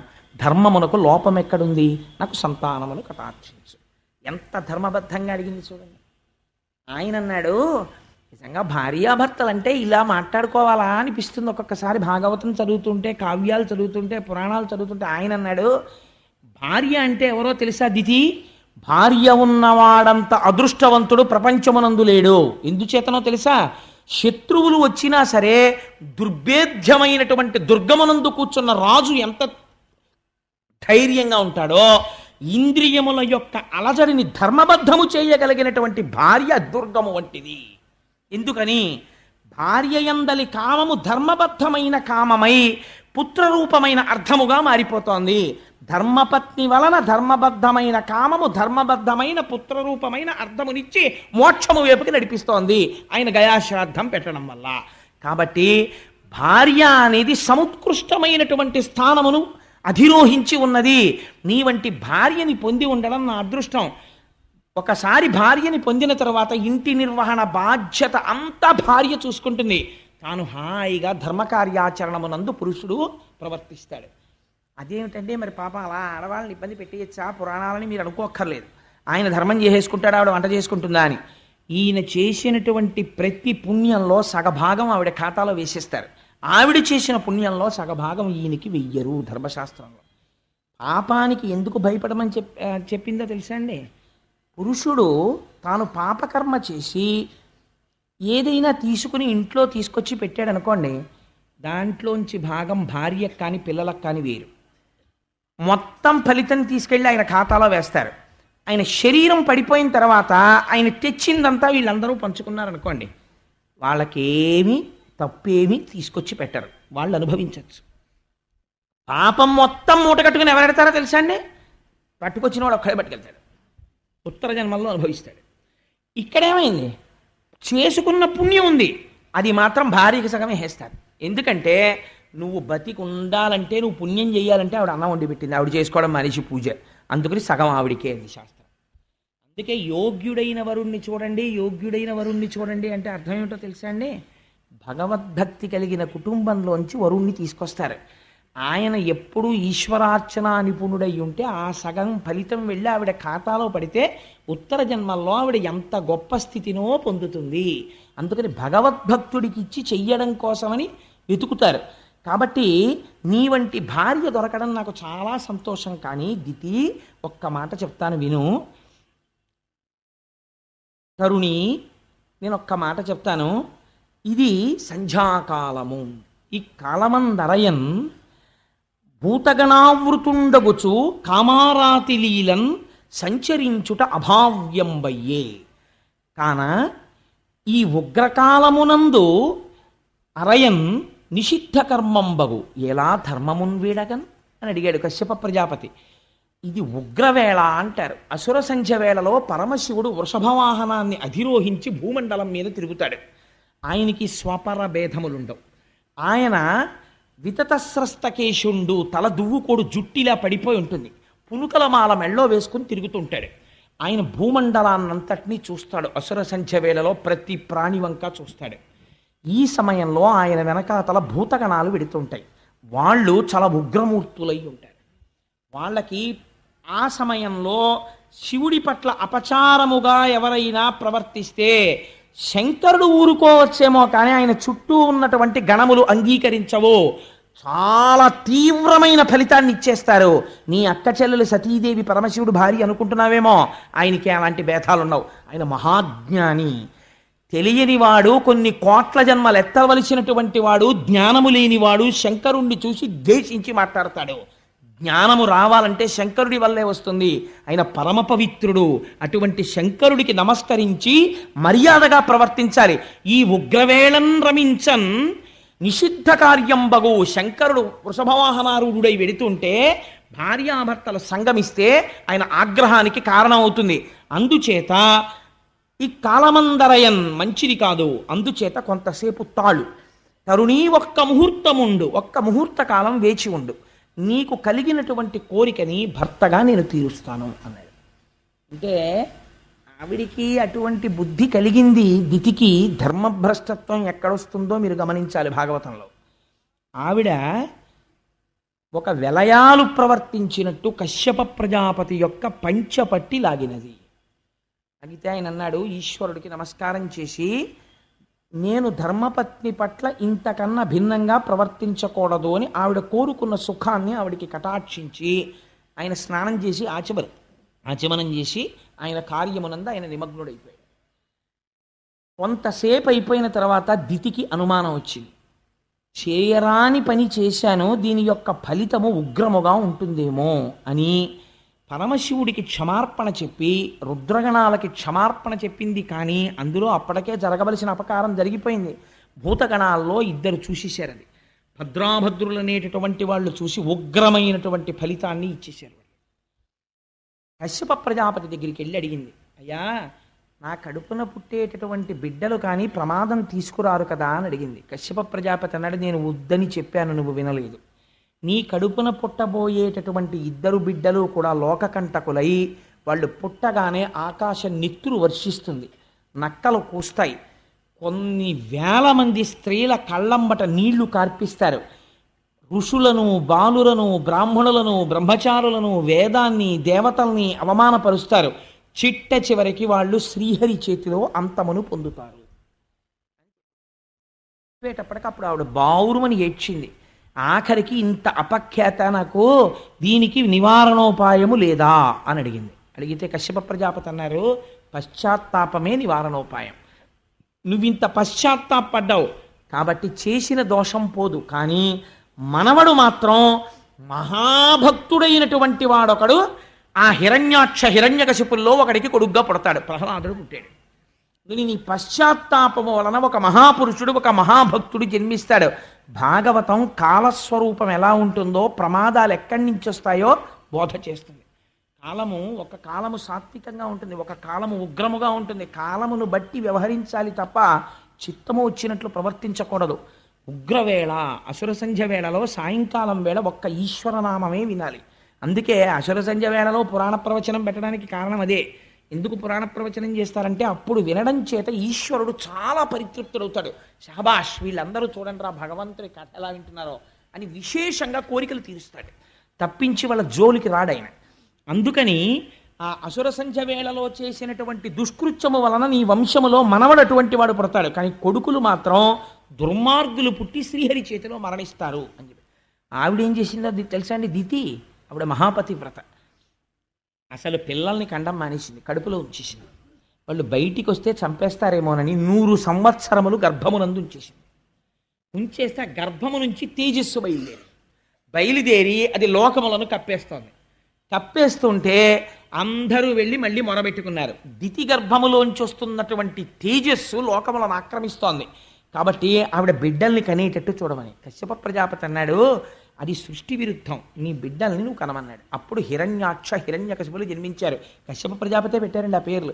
ఎలాగో వస్తుందిగా ప్రహ్లాదోపాఖ్యానం, అప్పుడు చెప్తాను. హిరణ్యకశిపుడికి హిరణ్యాక్షుడికి వాళ్ళిద్దరి పేర్లు ఆయన ఎందుకు అలా పెట్టాడో చెప్తాను. ఆయనకి ముందే తెలుసు వచ్చిన వాళ్ళు ఎలా ఉంటారో, అందుకే హిరణ్య ముందు పెట్టి ఒకడికేమో అక్షి ఒకడికి కశ్యప్ అని హిరణ్య కశిపుడు, ఒకడికి హిరణ్య అక్షుడు. ఒకటి కనపడ్డనల్లా కన్నుబడిందా తీసుకెళ్ళి దాచేస్తాడు. ఒకడికి ఎంతసేపు తానే గొప్పవాడని తన భోగం అనుభవించాలని ఆఖరికి యజ్ఞాలు యాగాలు కూడా తన పేరు మీద చేయించుకుంటాడు. అహంకార మమకారాలే ఇద్దరును. అందుకని ఆ హిరణ్యాక్ష హిరణ్యకశిపులు ఇద్దరు దితి యొక్క గర్భము నుండి జన్మించారు. ఇప్పుడు వీడు పుట్టడంతో దుర్నిమిత్తములన్నీ కనబడ్డాయి. వాడు ఆకాశం అంతెత్తు పెరిగిపోయాడు. ఒక పెద్ద పర్వతం ఎంత ఉంటుందో అంతెత్తు పెరిగిపోయాడు. పెరిగిపోయి వాడికి పుట్టినప్పటి నుంచి ఏమిటి కోరికంటే యుద్ధం. నాకు యుద్ధం కావాలి, నాతో యుద్ధం చేసేవాడెవడు, నాతో యుద్ధం చేసేవాడెవడు, నాతో యుద్ధం చేసేవాడెవడని వాడు విశేషమైన కోరికని పెంచుకున్నాడు. పెంచుకుంటే ఆయన యుద్ధం కోసం అనేక మంది దగ్గరికి వెళ్ళాడు. చిట్ట చివరికి ఎవరి దగ్గరికి వెళ్ళాడంటే సముద్రం లోపల ఉన్నటువంటి వరుణుడి దగ్గరికి వెళ్ళాడు. వెళ్ళి వరుణుణ్ణి పిలిచాడు. ఏమయ్యా, నువ్వు ఎక్కడో సముద్రంలో ఉంటావు కదా, నా యొక్క భుజముల తీట తీరాలి, అందుకని నువ్వు రా, వచ్చి నాతో యుద్ధం చెయ్యి అన్నాడు. అంటే ఆయన అన్నాడు, నీకోసం వచ్చేవాడు ఒక ఆయన ఉన్నాడు రా, నాతో యుద్ధం ఎందుకు నీకు, నువ్వు అసలు ఎవరి చేతిలో చావాలని నిర్ణయం అయిపోయిందో వాడు వచ్చేసే సమయం అయిపోయింది, నువ్వు ఒక్కసారి ఆ సముద్రం మీదకి వెళ్ళి నీకు కనపడతాడు, ఆయనతో యుద్ధం చేయి, చచ్చిపోదు కానీ అన్నాడు. నిర్ణయం అయిపోయిందన్నమాట వరుణుడు ఎలా చెప్పగలిగాడు అంటే దీని వెనకకి మళ్ళీ ఇంకొక ఆఖ్యానం కలుస్తుంది. ఈ భద్రాభద్రులనేటటువంటి రుద్రగణములు చూసి వీళ్ళ యందు ఉగ్రమైనటువంటి బిడ్డలు పుట్టాలని ఎప్పుడైతే నిర్ణయం జరిగిందో, ఎంత శివకేశవ అభేదంగా నడుస్తుందో చూడండి పురాణం. శ్రీ మహావిష్ణువు దగ్గర ఇద్దరు పార్షదులు ఉన్నారు, జయ విజయులని. వైకుంఠంలో వాళ్ళిద్దరు ద్వారం దగ్గర నిలబడతారు. అంటే 7 ద్వారములు ఉంటాయి. 7వ ద్వారం దాటితే లోపల ఇంకా స్వామి దర్శనం అవుతుంది. 7వ ద్వారానికి అటు ఇటు నిలబడి ఉన్నారు. నిలబడి ఉంటే సనక సనందనాదులు లోపలికి వెళ్ళారు. వైకుంఠానికి ఉన్న గొప్పతనమేమి అంటే ఒక విషయం చెప్పారు. అందులో ఆ వైకుంఠంలో ఉండేటటువంటి గోడలు మణులతో నిర్మించబడి ఉంటే లక్ష్మీదేవి తన చేతిలో పట్టుకున్నటువంటి కలువ పువ్వుతో ఆ గోడల్ని తుడుస్తూ ఉంటుంది. అంటే మనం కూడా ఇంటిలో ఇంటీరియర్ డెకరేషన్ ఎలా చేసుకుంటామో అలా ఉంటుంది. అసలు అక్కడ పాపచిత్తుడు, మాయ కలిగిన వాడు, చిత్తుల మారి హృదయమునందు నైర్మల్యము లేనివాడు అందులో ప్రవేశించడు. ఎప్పుడు భగవంతుని యందు భక్తి కలిగిన వాళ్ళు అందులో తిరుగుతూ ఉంటారు. అక్కడ జయ విజయులు నిలబడి ఉన్నారు కాపలాగా. నిలబడి ఉంటే 6 ద్వారములు దాటి సనక సనందనాదులు వెళ్ళారు. వాళ్ళు మహాజ్ఞానులు, నిరంతరము భగవంతుని యొక్క పాదముల యందు భక్తితో ఉండేటటువంటి స్వరూపం ఉన్నవారు. వారు వెళ్ళి 7వ ఆ ద్వారం దగ్గరికి వెళ్ళి నిలబడ్డారు. నిలబడితే జయ విజయులు అన్నారు, లోపలికి వెళ్ళడానికి వీలు లేదు అన్నారు. అంటే ఆ మాత్రానికి కోపం వచ్చేస్తుందండి. ఏదో కారణం ఉండాలి కదా. కారణం లేకుండా ఏదో ఒక ఆఫీసర్ గారి రూమ్లోకి ఎడుతున్నాం అనుకోండి, ఆఫీసర్ గారి రూమ్లోకి ఎడుతుంటే మేషర్ కాసేపు ఆగండి, లోపల ఆఫీసర్ గారు ఎవరితోనో మాట్లాడుతున్నారు అన్నారు అనుకోండి, వెంటనే కప్ప వాటర్ బాటిల్లో నీళ్లు తీసి పోసి చెప్పించేయడమే. దానికి లోపల ఎవరితోనో మాట్లాడుతున్నారంటే కాసేపు కూర్చోవాలి, ఆగాలి, లేకపోతే విజిటర్స్ స్లిప్ పంపించాలి. ఆదరణ ఉంటే అయ్యో రమ్మను తప్పకుండాను అని చెప్పి గొప్ప కాసేపు మాట్లాడతారు. అంతేకాని ఆ బయట ఉన్నవాడిని శపించేయడం ఎందుకు? మరి సనక సనందనాథులు వెంటనే జై విజయుల్ని శపించేస్తే అది అర్థరహితమైన విషయమా కాదా పురాణంలో? ఇంకా వాళ్ళేం బ్రహ్మజ్ఞానులండి? వాళ్ళు శపించడానికి ఒక కారణం ఉండాలి. వాళ్ళు ఆ కారణం చూపించారు. వాళ్ళు అన్నారు ఇది వైకుంఠం, వైకుంఠమునందు మాత్సర్యం ఉండదు, ఇక్కడ ఎవ్వరూ కూడా ఒకరి మీద ఒకరికి మత్సరం ఉండదు, అసలు ఎవరి మీద ఎవరికి పగ ఉండదు, కాబట్టి ఎవరి మీద ఎవరికి ప్రతీకారం ఉండదు, ఇక్కడ ఎవరు ఎవరికి హాని చెయ్యరు. ఎవరూ హాని చేసేవాళ్ళు లేనప్పుడు లోపలికి వెళ్ళి ఈశ్వరుణ్ణి దర్శించుకోవడానికి మెటల్ డిటెక్టర్లు పరీక్షలు ఎందుకు? మమ్మల్ని ఎందుకు ఆపినట్టు? పోనీ లోపల ఉన్నాయన ఏమైనా విజిటింగ్ అవర్స్ పెట్టాడా? ఫలానా టైంలోనే పంపించండి, మిగిలిన టైమ్స్లో వద్దు అని చెప్పేటటువంటి వాడైతే మీరు అడ్డు పెట్టినందుకు మేము అంగీకరిస్తాం. ఆయన భక్తపరాధీనుడు, ఆయన భక్తులైనటువంటి వాళ్ళు వస్తే చాలు ఆర్తితో ఆయన ఎదురొచ్చేటటువంటి స్వభావం ఉన్నవాడు. అటువంటి వాడు లోపలుంటే వెళ్ళడానికి మేమొస్తే మా హృదయములో ఆయన్ని దర్శనం చెయ్యాలన్న కాంక్ష తప్ప వేరొకటి లేకుండా ఉంటే మధ్యలో అడ్డు పెట్టడం మీకు మించిన స్వాతంత్రం. మీ మించిన స్వాతంత్రానికి మీరు పోయారు కాబట్టి, మత్సరము లేని చోట మత్సరాన్ని సృష్టిస్తున్నారు కాబట్టి, ఏది ఎక్కడ ఉండకూడదో దాన్ని మీరు చూడటం మొదలు పెట్టారు కాబట్టి అది ఎక్కడ పుష్కలంగా దొరుకుతుందో ఆ భూలోకానికి పొండారు అనేటప్పటికీ వాళ్ళిద్దరూ కాళ్ళ మీద పడి పెద్ద ఏడుపు మొదలెట్టారు. ఇప్పుడు శ్రీమన్నారాయణుడు బయటకు వచ్చారు. స్వామి బయటికి వస్తే ఎలా ఉంటుందండి? ఆయన పుట్టుమచ్చ ఉంటుందిట, నల్లటి పుట్టుమచ్చ ఒకటి. ఆ పుట్టుమచ్చని శ్రీవత్సము అని పిలుస్తాం. అది చూసి జయ విజయులు పొంగిపోయారు. స్వామి ఏమి అందగాడివయ్యా, నీ స్వరూపం మేము ఎప్పుడూ చూడలేదు. మా తండ్రి గారు అయినటువంటి చతుర్ముఖ బ్రహ్మగారు మాకు ఉపదేశం చేశారు. ఇలా ఉంటాడరా శ్రీమన్నారాయణుడంటే, మీరు రోజు ఉపాసన చెయ్యండి అని మాకు చెప్పారు. జలధరదేహు నాజాను చతుర్బాహు సరసీరుహక్షు విశాలవక్షు, ఎన్ని మార్లు చెప్పినా అదే వర్ణన. శంఖచక్ర గదా పద్మహస్తు, ఆ శంఖచక్ర గదా పద్మములను పట్టుకున్నవాడై పట్టు పీతాంబరాన్ని కట్టుకుని నిరంతరము లక్ష్మీదేవి చేత తులసితో కూడినటువంటి గంగాజలముల చేత కడగబడినటువంటి పాదములున్నవాడై మహానుభావుడు మంచి కౌస్తుభమణిని ధరించి వనమాల వేసుకుని ఉంటే అందులో గండు తుమ్మెదలు మకరంద పానం కోసమని రొద చేస్తూ ఉంటాయిట. ఆ రుక్మిణీదేవి అడిగింది, నేను ఎప్పటికైనా ఆ వనమాల వాసన చూడాలయ్యా నిన్ను కౌగిలించుకుని అని అడిగింది. ఆ వనమాలా విరాజితుడై రకరకములైనటువంటి ఆభరణములను దాల్చినటువంటి వాడై స్వామి నడిచి వస్తుంటే కదలిన బాహుపద క్రమంబున కంకణ రవము సూప అంటారు పోతన గారు. ఆయన అడుగు తీసి అడుగు వేస్తుంటే ఆయన పాదములకు పెట్టుకున్నటువంటి మంజీరములు మీరు ఎప్పుడైనా ఏడుకొండలవాడి యొక్క దర్శనం చేస్తే కనపడుతుంది. మీరు ఈ మాట వెళ్ళినప్పుడు జాగ్రత్తగా చూడండి. ఆయన మోకాళ్ళ దగ్గర కూడా పెద్ద పెద్ద కంకణాలు ఉంటాయి, ఇలాగా వాటికి మువ్వలు ఉంటాయి. ఆ మోకాళ్ళ దగ్గర కంకణాలు, ఇక్కడ పాదములకు మంజీరములు, ఈ కర్ణములకు చెవులకు ఇక్కడి నుంచి ఇక్కడ వరకు కర్ణాభరణములు. ఆ కర్ణాభరణములు పెట్టుకోవడం వల్ల బుగ్గల మీద పడేటటువంటి కాంతులు, విశాలమైనటువంటి లలాటము, దానికి పెట్టుకున్నటువంటి ఆ కస్తూరి తిలకము, ఆ పైన పెట్టుకున్నటువంటి పెద్ద కిరీటము, వెనకాతల వచ్చేటటువంటి సత్వగుణ ప్రధానులైనటువంటి పారిషదులు, వీళ్ళందరితో కలిసి ఒక మెరుపు తీగ ఎలా వస్తుందో అన్నిటికన్నా గొప్పతనం నీలతో యద మధ్యస్థ విద్యుల్లేకే భువాస్వర అని తెల్లటి వస్త్రం కట్టుకుని మెరిసిపోతూ అమ్మవారు అలవోకగా చేతిలో ఒక తామర పువ్వు పట్టుకుని తన చేత్తో శ్రీమన్నారాయణుడి చెయ్యి పట్టుకుని ఆ లక్ష్మీనారాయణులిద్దరూ బయటికి వచ్చి నిలబడ్డారు. ఇలా తిరిగి చూశారు. ఆ చప్పుడికి ఎదురుగుండా కనపడిన వాడు స్వామి లక్ష్మీ సహితుడై పొంగిపోయారంతే ఆ సనక సనందనాథుడు. స్వామి, ఈ మూర్తిని మా నాన్నగారు మాకు ఉపదేశం చేశారు. ఎప్పటి నుంచో మేము మనస్సులో ఈ మూర్తిని ఉపాసన చేస్తున్నాం. మా అదృష్టం పండి ఇంతకాలం తర్వాత నీ యొక్క స్వరూపాన్ని దర్శనం చెయ్యగలిగాం, మా భాగ్యం పండిందయ్యా అని ఆయన పాదాల మీద పడి నమస్కారం చేశారు. నమస్కారం చేసి నిరంతరము నీ పాదముల యందు ఎటువంటి భక్తి కావాలంటే పుష్పములో చేరేటటువంటి గండు తుమ్మెద ఎలా చేరుతుందో అటువంటి భక్తి మాకు కావాలి అని అడిగితే శ్రీమన్నారాయణుడు అన్నాడు, ఈ స్తోత్రానికి నేను చాలా సంతోషించాను, కానీ ఇక్కడ ఏదో చిన్న గలాటా జరిగినట్టు నాకు అనిపించింది, ఏమైంది అని అడిగాడు.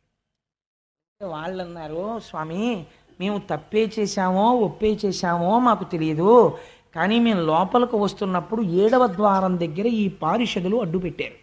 అడ్డు పెడితే మత్సరములు ఉండడానికి అవకాశము లేని వైకుంఠమునందు నీ దర్శనానికి మమ్మల్ని పంపలేదు కనుక నీవు మాయందు విముఖుడవైన ప్రవర్తనతో ఉన్నావు కనుక నీవు భూలోకములో జన్మించండి అని మేము శపించాం వాళ్ళని. అందుకని నీవు ఎలా చెప్తే మేము అలా ప్రవర్తిస్తాం. ఒకవేళ మా వలన అపరాధం ఉంటే మన్నించు అన్నారు. ఆయన అన్నాడు, ఇది భక్తపరాధీనత అంటే. అందుకే భాగవతం వినండి, మనస్సుకు ఆలంబనం దొరుకుతుంది అన్నారు. ఆయన అన్నాడు, నా పాదములు ఇంతమంది చేత ఎందుకు ఆరాధింపబడతాయో తెలుసా? మీ వంటి బ్రహ్మజ్ఞానులు నమ్మి అర్చించిన పాదములు కనుక. నిరంతరము లక్ష్మి నా పత్నిగా ఎందుకు నా వెంట వస్తుందో తెలుసా? నిత్యానపాయని అయి మీ వంటి వారి చేత పూజింపబడి మిమ్మలను రక్షించుటకు పూనికతో తిరిగి మీకు దర్శనమిస్తాను కనుక నేను భక్తపరాధీనుడను. నాకు భక్తులైన వారు పిలిస్తే పరిగెత్తుకుని వెళ్ళడం నా ధర్మం. ఒకవేళ అలా పరిగెత్తుకుని వెళ్ళి వాళ్ళని రక్షించడంలో అడ్డొస్తే నా చేతిని నేను నరికేస్తాను అన్నాడు. ఎంత పెద్ద మాట చూడండి అది. ఎందుకని ఆ చెయ్యి లోకములనన్నింటినీ రక్షించే చెయ్య. ఆ రక్షణ యందు ఎప్పుడైనా విడంబనము జరిగితే, నా వలన చిన్న పొరపాటు జరిగితే ఆ చేతిని నరికేసుకుంటానయ్యా నేను. నాకు భక్తులంటే అంత ఇష్టం. అటువంటి ప్రభువు పాదములు నమ్మని వాడిని ఏమనుకోవాలి? కానీ అటువంటి మీరు నిరంతరము నన్ను తప్ప వేరొకటి కొలవని వారు, ఎప్పుడూ నా పాదముల యందు మనస్సు పెట్టుకున్నవారు, చతుర్ముఖ బ్రహ్మగారంతటి వాడు సంసారమునందు ప్రవర్తించి సృష్టి చెయ్యమంటే చెయ్యకుండా కేవలము నా పాద పంజరమునందు భక్తితో నిలబడిపోయిన మీకు లోపలికి రావడానికి జయ విజయులు అడ్డు పెట్టడమా? వీళ్ళు మహాపచారం చేశారు. వీళ్ళు చేసిన అపచారం వల్ల ప్రపంచంలో కీర్తి ఎవరికి పోతుందో తెలుసా? నా వల్ల పోతుందన్నాడు. భాగవతం చదివడం, భాగవతం అర్థమైతే అసలు నిజంగా ఆఫీసర్లు తన క్యాబిన్ ముందుండేటటువంటి వాడు ఎంత జాగ్రత్త అయిన వాడిని వేసుకోవాలో చూడండి. ఆయన అన్నారు, శ్రీ మహావిష్ణువు ఒక అద్భుతమైనటువంటి విషయాన్ని ప్రతిపాదన చేశాడు. ఆయన తనువున పుట్టినట్టి బెడిదంబగు కుష్ట మహాగదంబుచే వనరి తదీయ చర్మము వివర్ణత నొందిన రీతి భృత్యులొప్పని పని చేసినన్ ప్రభుల బంధుర యశంబు మానము పేరు పెంపు చెడిపోయి దుర్యశము పొందుచునుందురు విష్టపంబునన్ అన్నాడంతే. నేను ఎందుకు మీరిచ్చిన శాపాన్ని అంగీకరిస్తున్నాను తెలుసా? వీళ్ళకి యుక్తాయుక్త విచక్షణ లేదు. వీళ్ళకి ఎవరిచ్చారు ఈ అధికారం? నేను ఇచ్చాను. నా క్యాబిన్ ముందు నించోండి అంటే 7వ ప్రాకారం ముందు మీరుండి లోపలికి పంపించండి అని చెప్పాను. పంపించండి అంటే ఉద్దేశం వచ్చిన ప్రతివాణ్ణి అలా నించోపెట్టమనే. అంతరము తెలిసి ఉండాలి. లోపలికి ఎవరు వెళ్ళాలి, ఎవరిని మనం తొందరగా ప్రవేశపెట్టాలనేది చూసుకుని ముందు వాళ్ళు నమస్కారం చేసి ప్రవేశపెట్టగలిగిన సంస్కారం ఉన్నవాడు అక్కడ ఉండాలి. అలా ఉండలేదు. ఉండకపోవడం వల్ల ఏమైపోయిందో తెలుసా? కుష్ఠరోగం ఎక్కడ పుట్టింది? తన శరీరం మీదే పుట్టింది, తన చర్మం మీద పుట్టి ఏం చేసింది అంటే, తనువున పుట్టినట్టి బెడిదంబకు కుష్ఠ మహాగదంబుచే వనిర తదీయ చర్మము వివర్ణత నొందిన రీతి. అయ్యో నా ఒంట్లోనే కదా పుట్టింది కుష్టు వ్యాధి అని ఊరుకున్నాడు అనుకోండి. ఆ కుష్టు పెరిగి పెరిగి పెరిగి పెరిగి తన శరీరంలో ఉండేటటువంటి అవయవములు ఊడి పడిపోయేటట్టు చేసేస్తుంది. వేళ్ళు ఊడి పడిపోతాయి. పడిపోయి వైకల్యమును పొందేస్తాడు. కుష్ఠమహాగదంబుచే వివర్ణత పొందిన రీతి భృత్యులొప్పని పని చేసినన్. తనకి బాగా దగ్గరగా ఉండేటటువంటి వాడు తప్పుడు పని చేస్తే అది దాని వలన ఫలితం ఎవరికి వస్తుందో తెలుసా? భృత్యులొప్పని పని చేసినన్ ప్రభుల మానము పేరు పెంపు యశంబు చెడిపోయి వాళ్ళ పేరు పోతుంది, కీర్తి పోతుంది, వాళ్ళ యొక్క మంచి హృదయం పోతుంది. లోపల ఉన్న ఆయనకి చాలా గౌరవమే, కానీ ఈయన చేసిన పని లోపలికి వెళ్ళి చెప్పలేడు. దానివల్ల ఏమైపోతుంది? చూడరా ఆ మాత్రం గౌరవం ఇవ్వలేకపోయాడు అనుకుంటాడు. పరమభాగవతులైనటువంటి వారికి కలిగినటువంటి మన ఖేదము కట్టి కుడిపేస్తుంది. అందుకని ఏమైపోయింది? ఇంకా నేను లోపల ఉన్నది ఎందుకు? మీలాంటి వాళ్ళని కాపాడడానికి. కానీ ఎవరు అడ్డుపడ్డారు? వీళ్ళు అడ్డుపడ్డారు ఇప్పుడు. కాబట్టి వీళ్ళు ఏం చేశారు? తన శరీరమునందు పుట్టిన కుష్టు తనని పాడు చేసినట్టు నేను వీళ్ళకి పదవిని ఇస్తే వీళ్ళ పదవిని అడ్డు పెట్టుకుని నాకే తప్పు పేరు తీసుకొస్తున్నారు. జయ విజయ సనక సనందనాదులకు వైకుంఠమునందు ప్రవేశము లేదు. ఇప్పుడు భక్త కోటి నన్ను ఎలా విశ్వసిస్తుంది? అంత నమ్ముకున్న సనక సనందనాదులకే ప్రవేశం లేదే, ఇంత మాబోటి గాళ్ళకి శ్రీమన్నారాయణ దర్శనం అవుతుందా అని విముఖులైపోతారు. లోకము పాడైపోతుంది. నేను భక్త పరాధీనుడను. అలా రక్షణలో అడ్డు జరిగితే నా చేతిని నేను నరుక్కుంటాను, పరిపాలన చెయ్యడంలో నా చెయ్యి నాకు సహకరించకపోతే. అటువంటి నాకు దుష్ట పేరు తెచ్చారు కాబట్టి వీళ్ళని మీరు శపించడం కాదు, నేను చెప్తున్నాను. 3 జన్మలు మునులార అనఘుడు భగవంతుండిట్లనియన్. అనఘుడు, ఆయనకేం కోపతాపాలుండవు, చేసిన దోషాన్ని బట్టి శిక్షిస్తున్నాడు. భగవంతుండిట్లనియన్ మునులారా వినుడు, సనక సనందనాథులారా నేను చెప్తున్నాను వినండి. అనయము వీరలు భువికింజని అసురయోనింజన్మించి మహోగ్ర లోభ సంగతులయ్యడు. వీళ్ళు ఉత్తర క్షణం భూలోకానికి వెళ్ళిపోతారు. వెళ్ళిపోయి రాక్షసయోని యందు జన్మిస్తారు.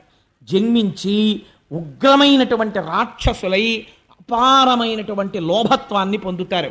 అంటే అప్పుడు వాళ్ళిద్దరూ శ్రీమన్నారాయణుడి చరణారవిందముల మీద పడి లోపల ఉన్నవాడి హృదయాన్ని అర్థం చేసుకోవడంలో పొరపాటు జరిగింది, స్వామి క్షమించు, మళ్ళీ మాకెప్పుడు వైకుంఠానికి ఆగమనమని అడిగారు. అడిగితే 3 జన్మలు మీరు గొప్ప రాక్షసులు అవుతారు, కానీ మళ్ళీ మిమ్మల్ని దునుమాడవలసిన అవసరం కూడా నాదే. అందుకని నేనే మీకోసమని అవతారాన్ని స్వీకరిస్తాను, స్వీకరించి వచ్చి మిమ్మల్ని నిర్మూలించి మళ్ళీ తెచ్చి నా వాళ్ళగా చేసుకుంటాను, అందులో కూడా రక్షణే మళ్ళీ అని ప్రతిజ్ఞ చేశాడు. ఇప్పుడు అందులో ఒకడైనటువంటి హిరణ్యాక్షుడు ఆ సముద్రంలో పశ్చిమ సముద్రం అడుగున ఉన్నటువంటి వరుణుణ్ణి యుద్ధానికి రమ్మని పిలుస్తున్నాడు. ఈ యజ్ఞవరాహమూర్తి జన్మించినప్పుడు, ఆయన అవతారము వచ్చినప్పుడు ఆ వరుణుడు అన్నాడు, ఇదిగో సముద్ర జలాల మీద ఒక కొత్త భూతం ఒకటి వచ్చింది, నువ్వు దాంతో యుద్ధం చెయ్యి అన్నాడు. అంటే వీడు గబగబా పైకొచ్చాడు. అప్పటికి యజ్ఞవరాహమూర్తి వచ్చారు. సాధారణంగా మనకి యజ్ఞవరాహమూర్తిని ఎక్కడైనా ఫోటో కానీ ఏదైనా చూసినప్పుడు ఒక పంది స్వరూపాన్ని వేసి దాని మూపు మీద 2 కోరల మధ్యలో భూమిని ఎత్తుతున్నట్టుగా వేస్తారు కదండి. కానీ అలాగా ఉండరు పరమాత్మ. యజ్ఞవరాహమూర్తి అంటే ఎవరో తెలుసా అండి? యజ్ఞవరాహమూర్తి యొక్క వర్ణన విన్నా, యజ్ఞవరాహమూర్తి యొక్క ఆవిర్భావమును విన్నా ఉత్తర క్షణంలో కొన్ని కోట్ల జన్మల పాప సంచయము దగ్ధమైపోయి కృష్ణ భక్తి కలుగుతుంది. ఎందుచేత విష్ణు సహస్రనామ స్తోత్రంలో ఒక నామం ఉంది, యజ్ఞో యజ్ఞపతిర్యజ్వా యజ్ఞాంగో యజ్ఞవాహన యజ్ఞభృత్యజ్ఞకృత్యజ్ఞీ యజ్ఞభుక్యజ్ఞసాధన యజ్ఞాంతకృత్యజ్ఞగుహ్యం అన్నమన్నాదయేవచ అని. ఆ వచ్చిన వరాహమూర్తి ఎవరో తెలుసా అండి? యజ్ఞస్వరూపము వరాహమై వచ్చినది. అది విచిత్రం. యజ్ఞము దేన్ని ఆధారంగా చేస్తారు? వేదము ఆధారమై ఉంటుంది. ఆ వేదము ఆయన శరీరమైంది. ఇప్పుడు వేదములో చతుర్హోత్రము అనబడేటటువంటి ఒక క్రియాకలాపం చేస్తారు, అదే ఆయన యొక్క 4 కాళ్ళయ్యాయి. యజ్ఞము చేసేటప్పుడు సృక్కు స్రవము అని 2 పట్టుకుంటారు. మీరు ఎప్పుడైనా చూసుంటారు. సృక్కని ఒక చెక్కతో చేసింది ఉంటుంది, చిన్న మూతి ఉంటుంది దానికి, ఆ నేతిలో ముంచి ఇలా వేస్తుంటారు. ఆ సృక్కు స్రువం అని ఉంటుంది. పూర్ణాహుతి చేసేటప్పుడు ఆ స్రువం మీద పెట్టి సృక్కుతో పట్టుకుని వదిలిపెట్టేస్తారు మూటని. ఆ సృక్కు స్రువము ఈ 2 కూడా స్వామివారి యొక్క 2 దంష్ట్రలయ్యాయి. అందులో యజ్ఞం చేసేటప్పుడు బ్రహ్మస్థానమునందు పెట్టేటటువంటి పాత్ర ఆయన యొక్క నాసిక అయింది. అలాగే సోమరసాన్ని తీసుకొచ్చి పాత్రలో పెట్టేటటువంటి స్థానము ఆయన యొక్క చెవి రంధ్రమైంది, కర్ణరంధ్రమైంది. హవిస్సుని వేయడం కోసం అని చెప్పి హవిస్సు పెట్టేటటువంటి పాత్ర ఉంటుంది. అంటే చెరువు అంటారు, ఓ పిండి ముద్ద లాంటిది ఒకటి వండుతారు. ఇది పూర్తిగా వాడకూడదు, యజ్ఞంలో కొంత ఉంచాలి, ఇంకా ఆ పాత్రలో మిగలాలి. ఆ చెరువు వండుతారు, పిండి ముద్ద లాంటిది. ఆ పిండి ముద్ద లాంటి దాన్ని ఉంచేటటువంటి పాత్ర ఉంటుంది, దాన్ని ఇడా అని పిలుస్తారు. ఆ ఇడా యజ్ఞవరాహము యొక్క ఉదర భాగమైనది. ఆయనకి ఆ యజ్ఞములో వాడేటటువంటి కొన్ని మంత్రములు ఆయన కంఠసీమగా మారినవి. యజ్ఞము చేసేటప్పుడు పైకి వచ్చేటటువంటి అగ్నిహోత్రము స్వాహాకారంతో అగ్నిహోత్రంలో వేస్తుంటే ఆ అగ్నిహోత్రము ద్వారా దేవతలు పుచ్చుకుంటుంటారు. ఆ అగ్నిహోత్రమే ఆయన నోటి నమలుడుగా మారినది. ఇలా నవ్వులుతున్నాడు ఆయన. ఇలాంటి స్వరూపంతో యజ్ఞము యొక్క స్వరూపము వరాహ స్వరూపమును పొందినది. వరాహం అంటే ఏమిటో తెలుసా అండి? పరమోత్కృష్టమైన రోజు. ఏ రోజు నీ జీవితంలో ఈ యజ్ఞవరాహం విన్నావో అదే నీ జీవన యాత్రలో కొన్ని కోట్ల జన్మలలో పరమోత్కృష్టమైన రోజు.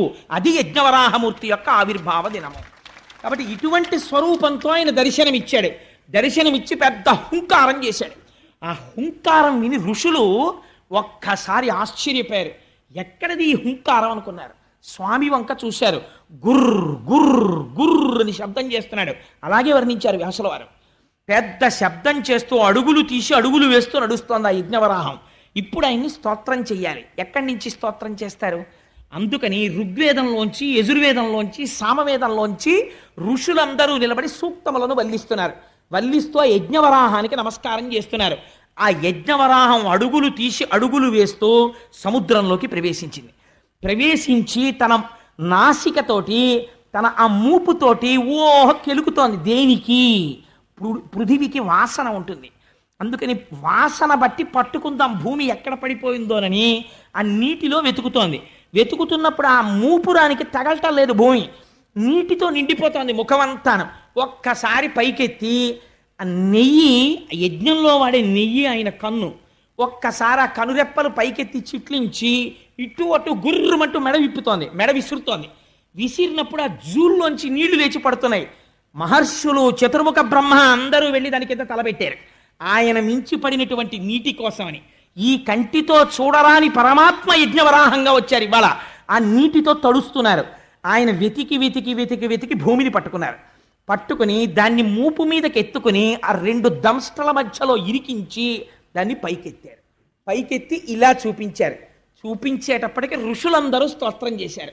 ఇప్పుడు మహానుభావుడు స్వయంభవ మనువు తన భార్యతో కలిసి స్తోత్రం చేశాడు. ఏమి గొప్పతనమయ్యా మహానుభావ! ఈ ప్రజలు ప్రాణులు నిలబడడానికి భూమి లేదు, రసాతలంలో పడిపోయిందంటే యజ్ఞవరాహమూర్తి వయ్యొచ్చి భూమండలాన్ని పైకెత్తావు, పైకెత్తి తీసుకొచ్చావు. ఇప్పుడు దీన్ని నిలబెట్టాలి. ఎలా నిలబడుతుంది ఇప్పుడు ఇది? దీనికి ఆధార శక్తినిచ్చాడు. నిలబడ్డానికి నీటిలో ఆధార శక్తినిచ్చి మూపురం మీద ఇలా ఉంచి కింద పెట్టాడు. కింద పెట్టి మూపురాన్ని పైకెత్తి నిలబడ్డాడు. ఇలా భూమండలాన్ని గోళ రూపంలో పైకెత్తితేట పొడమి తల్లి పొంగిపోయిందిట భూదేవి. ఆహా, ఏమి అదృష్టం! నా అదృష్టం! నా స్వామిని తన మూపురంతో పైకెత్తాడని గాఢంగా ఆలింగనం చేసుకుందిట. తత్ఫలితమే నరకాసురుడు జన్మించాడు. అది ఎందుకు అలా పుట్టాడో, ఎందుకు భూదేవి సత్యభామగా వచ్చిందో అక్కడ చెప్తాను ఆ విశేషాలు. దశమస్కంధం దాటుతున్నప్పుడు చెప్తాను. ఇప్పుడు చెప్పడం కుదరదు. అందుకని ఆ యజ్ఞవరాహమూర్తి రూపంలో పైకెత్తాడు. పైకెత్తి ఆ భూమిని ఆ ఆధార శక్తినిచ్చి నిలబెడితే వీళ్ళందరూ స్తోత్రం చేసి, అయ్యా ఈ కంటికి కనపడనటువంటి వాడివి, జన్మనెత్తవలసిన అవసరం లేని వాడివి, ఒక స్వరూపమును పొందవలసిన రూపము లేని వాడివి, చతుర్ముఖ బ్రహ్మనంతటి వాడిని తపించని సృష్టి చేయించిన వాడివి, ఇవాళ మైథున సృష్టి కొనసాగి ప్రాణులు నిలబడ్డానికి ఆధారభూతమైన భూమిని పైకి తీసుకొచ్చి నిలబెట్టి మహోపకారం మొట్టమొదట చేశావు. ఇటువంటి యజ్ఞవరాహమూర్తికి మా నమస్కారం అని ఆయన పాదములకు శిరస్సులు ఉంచి నమస్కరించి మనఃపుష్పములను ఆయన పాదముల మీద వేశారు. వేస్తే స్వామి వారందరికీ అభయిస్తున్న సమయంలో ఈ హిరణ్యాక్షుడు యుద్ధానికి వచ్చాడు. ఇద్దరి మధ్య భయంకరమైనటువంటి యుద్ధం జరిగింది. ఆశ్చర్యం ఏమిటో తెలుసా అండి? వాడేం సామాన్యమైన శక్తివంతుడు కాడు. యజ్ఞవరాహమూర్తి శరీరంలోంచి నెత్తురు కారేటట్టు కొట్టాడు వాడు. ఒక స్థితిలో ఎంత చిత్రం జరిగిందంటే, హిరణ్యాక్షుడు ప్రయోగించినటువంటి గదా ప్రహారమునకు స్వామి చేతిలో గద జారి కింద పడిపోయింది. పడిపోతే వాడన్నాడు, నేను కొట్టను, గద తీసుకో, గద లేని వాడిని కొట్టనన్నాడు. ధర్మానికి ఆశ్చర్యపోయారు స్వామి. ఎంత ధర్మాత్ముడివి రా ఈ ఒక్క విషయంలో అనుకుని వెంటనే సుదర్శన చక్రాన్ని స్మరించారు. స్వామికి అదో సంతోషం. తన పార్షదులేగా జై విజయులు, ఇప్పుడు వీడికి ఇంత శక్తి వచ్చిందో, అబ్బో బాగా చేస్తున్నాడు యుద్ధం అని చెప్పి తాతగారు చూడండి ఉట్టినే పిల్లాడితో ఇలా కుస్తీ పడతాడు, అలా కుస్తీ పడుతున్నాడు. చతుర్ముఖ బ్రహ్మగారు అన్నారు, స్వామి నీ వినోదం చాలు, మాకు భయం వేస్తోంది. వాడు నిన్ను అలా గదతో కొడుతుంటే మేము చూడలేకపోతున్నాం, వాడిని సంహరించి ఉద్ధరించు అన్నారు. ఒక అవతారం, వాడికి ఒక శాపం విమోచనం అయిపోతుంది. అలా ఎంతసేపు వాడిని ఇబ్బంది పెడతావు, కొట్టేసేయి స్వామి, వాడి తలకాయ తీసేయమన్నారు. అప్పుడు సుదర్శన చక్రాన్ని ప్రయోగిస్తే ఒక పెద్ద గదని ప్రయోగించాడు వాడు. ఆయన అబ్బో పోతన గారు ఏమి పద్యాలు రాస్తారోనండి మహానుభావుడు. గద సారించి అసహ్య విక్రమ సమగ్ర స్ఫూర్తితో వేయగా వరాహమూర్తి ఆ గద తప్పించి ఆ దంష్ట్రాగ్రాహతిన్ తుంచి బలమొప్పన్ మదాతిరేక బల శౌర్యోదార విస్తార పంచాస్య సంపద సామజేంద్రమును బలమొప్పన్ ఈడ్చి త్రుంచు చందంబునన్ అంటారు. ఎంత గొప్ప పద్యమో చూడండి. ఆ హిరణ్యాక్షుడు గదని గిర్ర గిర్ర గిర్ర గిర్ర తిప్పి స్వామివారి మీదకి విసిరితే అలవోకగా గదని పట్టుకున్నారట. పట్టుకుని విరిచేసి అవతల పారేసి, నిన్ను చంపడానికి సుదర్శన చక్రం వెయ్యాలా? వాడు భయంకరమైన మాయ కల్పించి భూతప్రేత పిశాచాల్ని ఎముకల్ని వర్షం కల్పించాడు. సుదర్శన చక్రంతో కొట్టేశాడు దాన్ని. కొట్టి ఆఖరణ ఇంకా ఎంతసేపు వినోదం స్వామి, వాడిని నిగ్రహించమన్నారు. నిగ్రహించమంటే పిల్లాన్ని చూడండి, చూసి చూసి చూసి చూసి తండ్రి ఏమిట్రా ఈ అల్లరి అనో లెంపకాయ కొడతాడు. అలా మీరు కావాలంటే భాగవతంలో చూడండి, ఆదివరాహమూర్తి గూబ మీద ఓ లెంపకాయ కొట్టారు హిరణ్యాక్షుణ్ణి. అంతే వాడు కింద పడిపోయాడు. కింద పడిపోయి నాసికారంధ్రముల వెంట కర్ణరంధ్రముల వెంట నెత్తురు కారిపోతుండగా కిరీటం పడిపోయి తన్నుకుంటున్నాడు. దితికి అర్థమైంది, ఓహో నా కొడుకుని శ్రీహరి సంహరిస్తున్నాడని. ఆవిడ స్తన్యములలోంచి రక్తము స్రవించింది. ఇక్కడ హిరణ్యాక్షుణ్ణి తన 2 కోరలతో నొక్కి పట్టి సంహరించాడు. హిరణ్యాక్ష వధ పూర్తయి ఆయనకి ఒక శాపం తీరిపోయింది, భూమండలాన్ని పైకెత్తాడు. అందుకే ఆ మహానుభావుడు యజ్ఞవరాహావతారంలో భూమిని పైకెత్తినటువంటి ఆ కోర అంటే శంకర భగవత్పాదులకి ఎంత ఇష్టమో చెప్పలేను. అవిద్యానామం తత్తిమిరమిగిరో మిహిరోద్దీపనగరి జడానాం చైతన్యస్తబకమకరంద శృతిఝరి దరిద్రాణం చింతామణి గుణనికా జన్మజలధౌ నిమగ్నానాం దంష్ట్రా మురరిపువరాహస్య భవతి అంటారు. ఆ ఆదివరాహమై యజ్ఞవరాహమై ఆనాడు 2 కోరలతో భూమండలాన్ని సముద్రంలోంచి ఇలా పైకెత్తుతూ తడిసిపోయిన ఒంటితో నిలబడినటువంటి స్వామి ఉన్నారే, ఆ మూర్తిని మానసికంగా ఇక్కడ ఎవరు దర్శనము చేసి చేతులొగ్గి నమస్కరిస్తున్నారో అటువంటి వారి యొక్క జీవన యాత్రలో ఈ ఘట్టమును విన్న రోజు పరమోత్కృష్టమైన రోజు అయి వారి పాపరాశి ధ్వంసమవుతోంది. ఈశ్వరుడి యొక్క నిర్హేతుక కృప యజ్ఞవరాహముగా వచ్చినటువంటి ఆ అవతార విశేషంతో ఇవాళ ఉపన్యాసాన్ని పూర్తి చేస్తూ రేపటి రోజున అద్భుతమైనటువంటి అవతారం కపిలుడిగా వస్తాడు స్వామి. కర్దమ ప్రజాపతి దేవహూతి. అసలు తపస్సు అంటే ఎలా ఉంటుందో, కపిల గీత అంటే ఏమిటో రేపటి రోజున ఆవిష్కరిస్తాను. ఆ మంగళమైనటువంటి ఘట్టం దగ్గర పూర్తి చేయాలి. స్వామి గోవిందుడై రక్షణ చేశాడు. అందుకని మీరందరూ ఇవాళ గోవిందా హరి గోవిందా గోకుల నందన గోవిందా అనండి. నేను ఏదో కొన్ని నామాలు అంటుంటాను, మీరు అనవలసింది అంటే స్వామి మన కోసమని మహానుభావుడు యజ్ఞవరాహమై భూమండలాన్ని పైకెత్తి ఆధార శక్తిని ఇవ్వకపోతే ఇవాళ మనం ఎక్కడ నిలబడతాం? మన కోసమని అంత త్యాగం చేశాడే, అంతగా హిరణ్యాక్ష వధ చేశాడే, అటువంటి మహాపురుషుణ్ణి నోరు తెరిచి నామం కూడా చెప్పకుండా వెళ్ళిపోతే అది కృతజ్ఞతా దోషం మనకంటదు. అందుకే నేను అక్కడికి కొన్ని పద్యాలు కూడా తగ్గించి గబగబా పూర్తి చేస్తున్నాను. మంగళప్రదమైన ఘట్టం దగ్గరికి వచ్చి పూర్తి చేద్దామని. ముక్త కంఠంతో మీరు అంటుంటే ఆ నామం స్వామి చెవిన పడి, ఇక్కడే ఉన్నాడు గురువాయూరప్ప, పొంగిపోయి ఆనందపడిపోతాడు. నా పిల్లలు తలుచుకుని ఎంత పొంగిపోతున్నారో నా నామమని. భక్తవత్సల గోవింద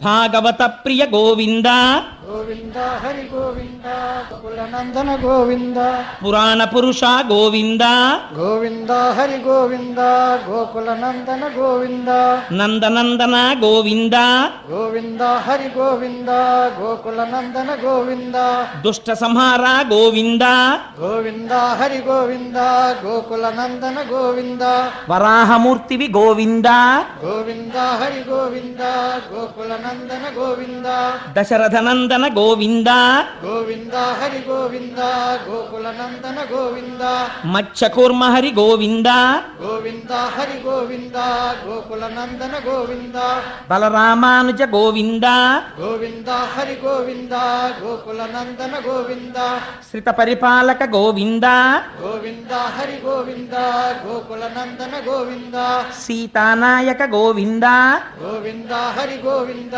గోకులనందన గోవింద అభిషేక ప్రియ గోవింద గోవింద హరి గోవింద గోకులనందన గోవింద శ్రీ వెంకటేశ గోవింద గోవింద హరి గోవింద గోకులనందన గోవింద సర్వం శ్రీ ఉమామహేశ్వర పరబ్రహ్మార్పణమస్తు.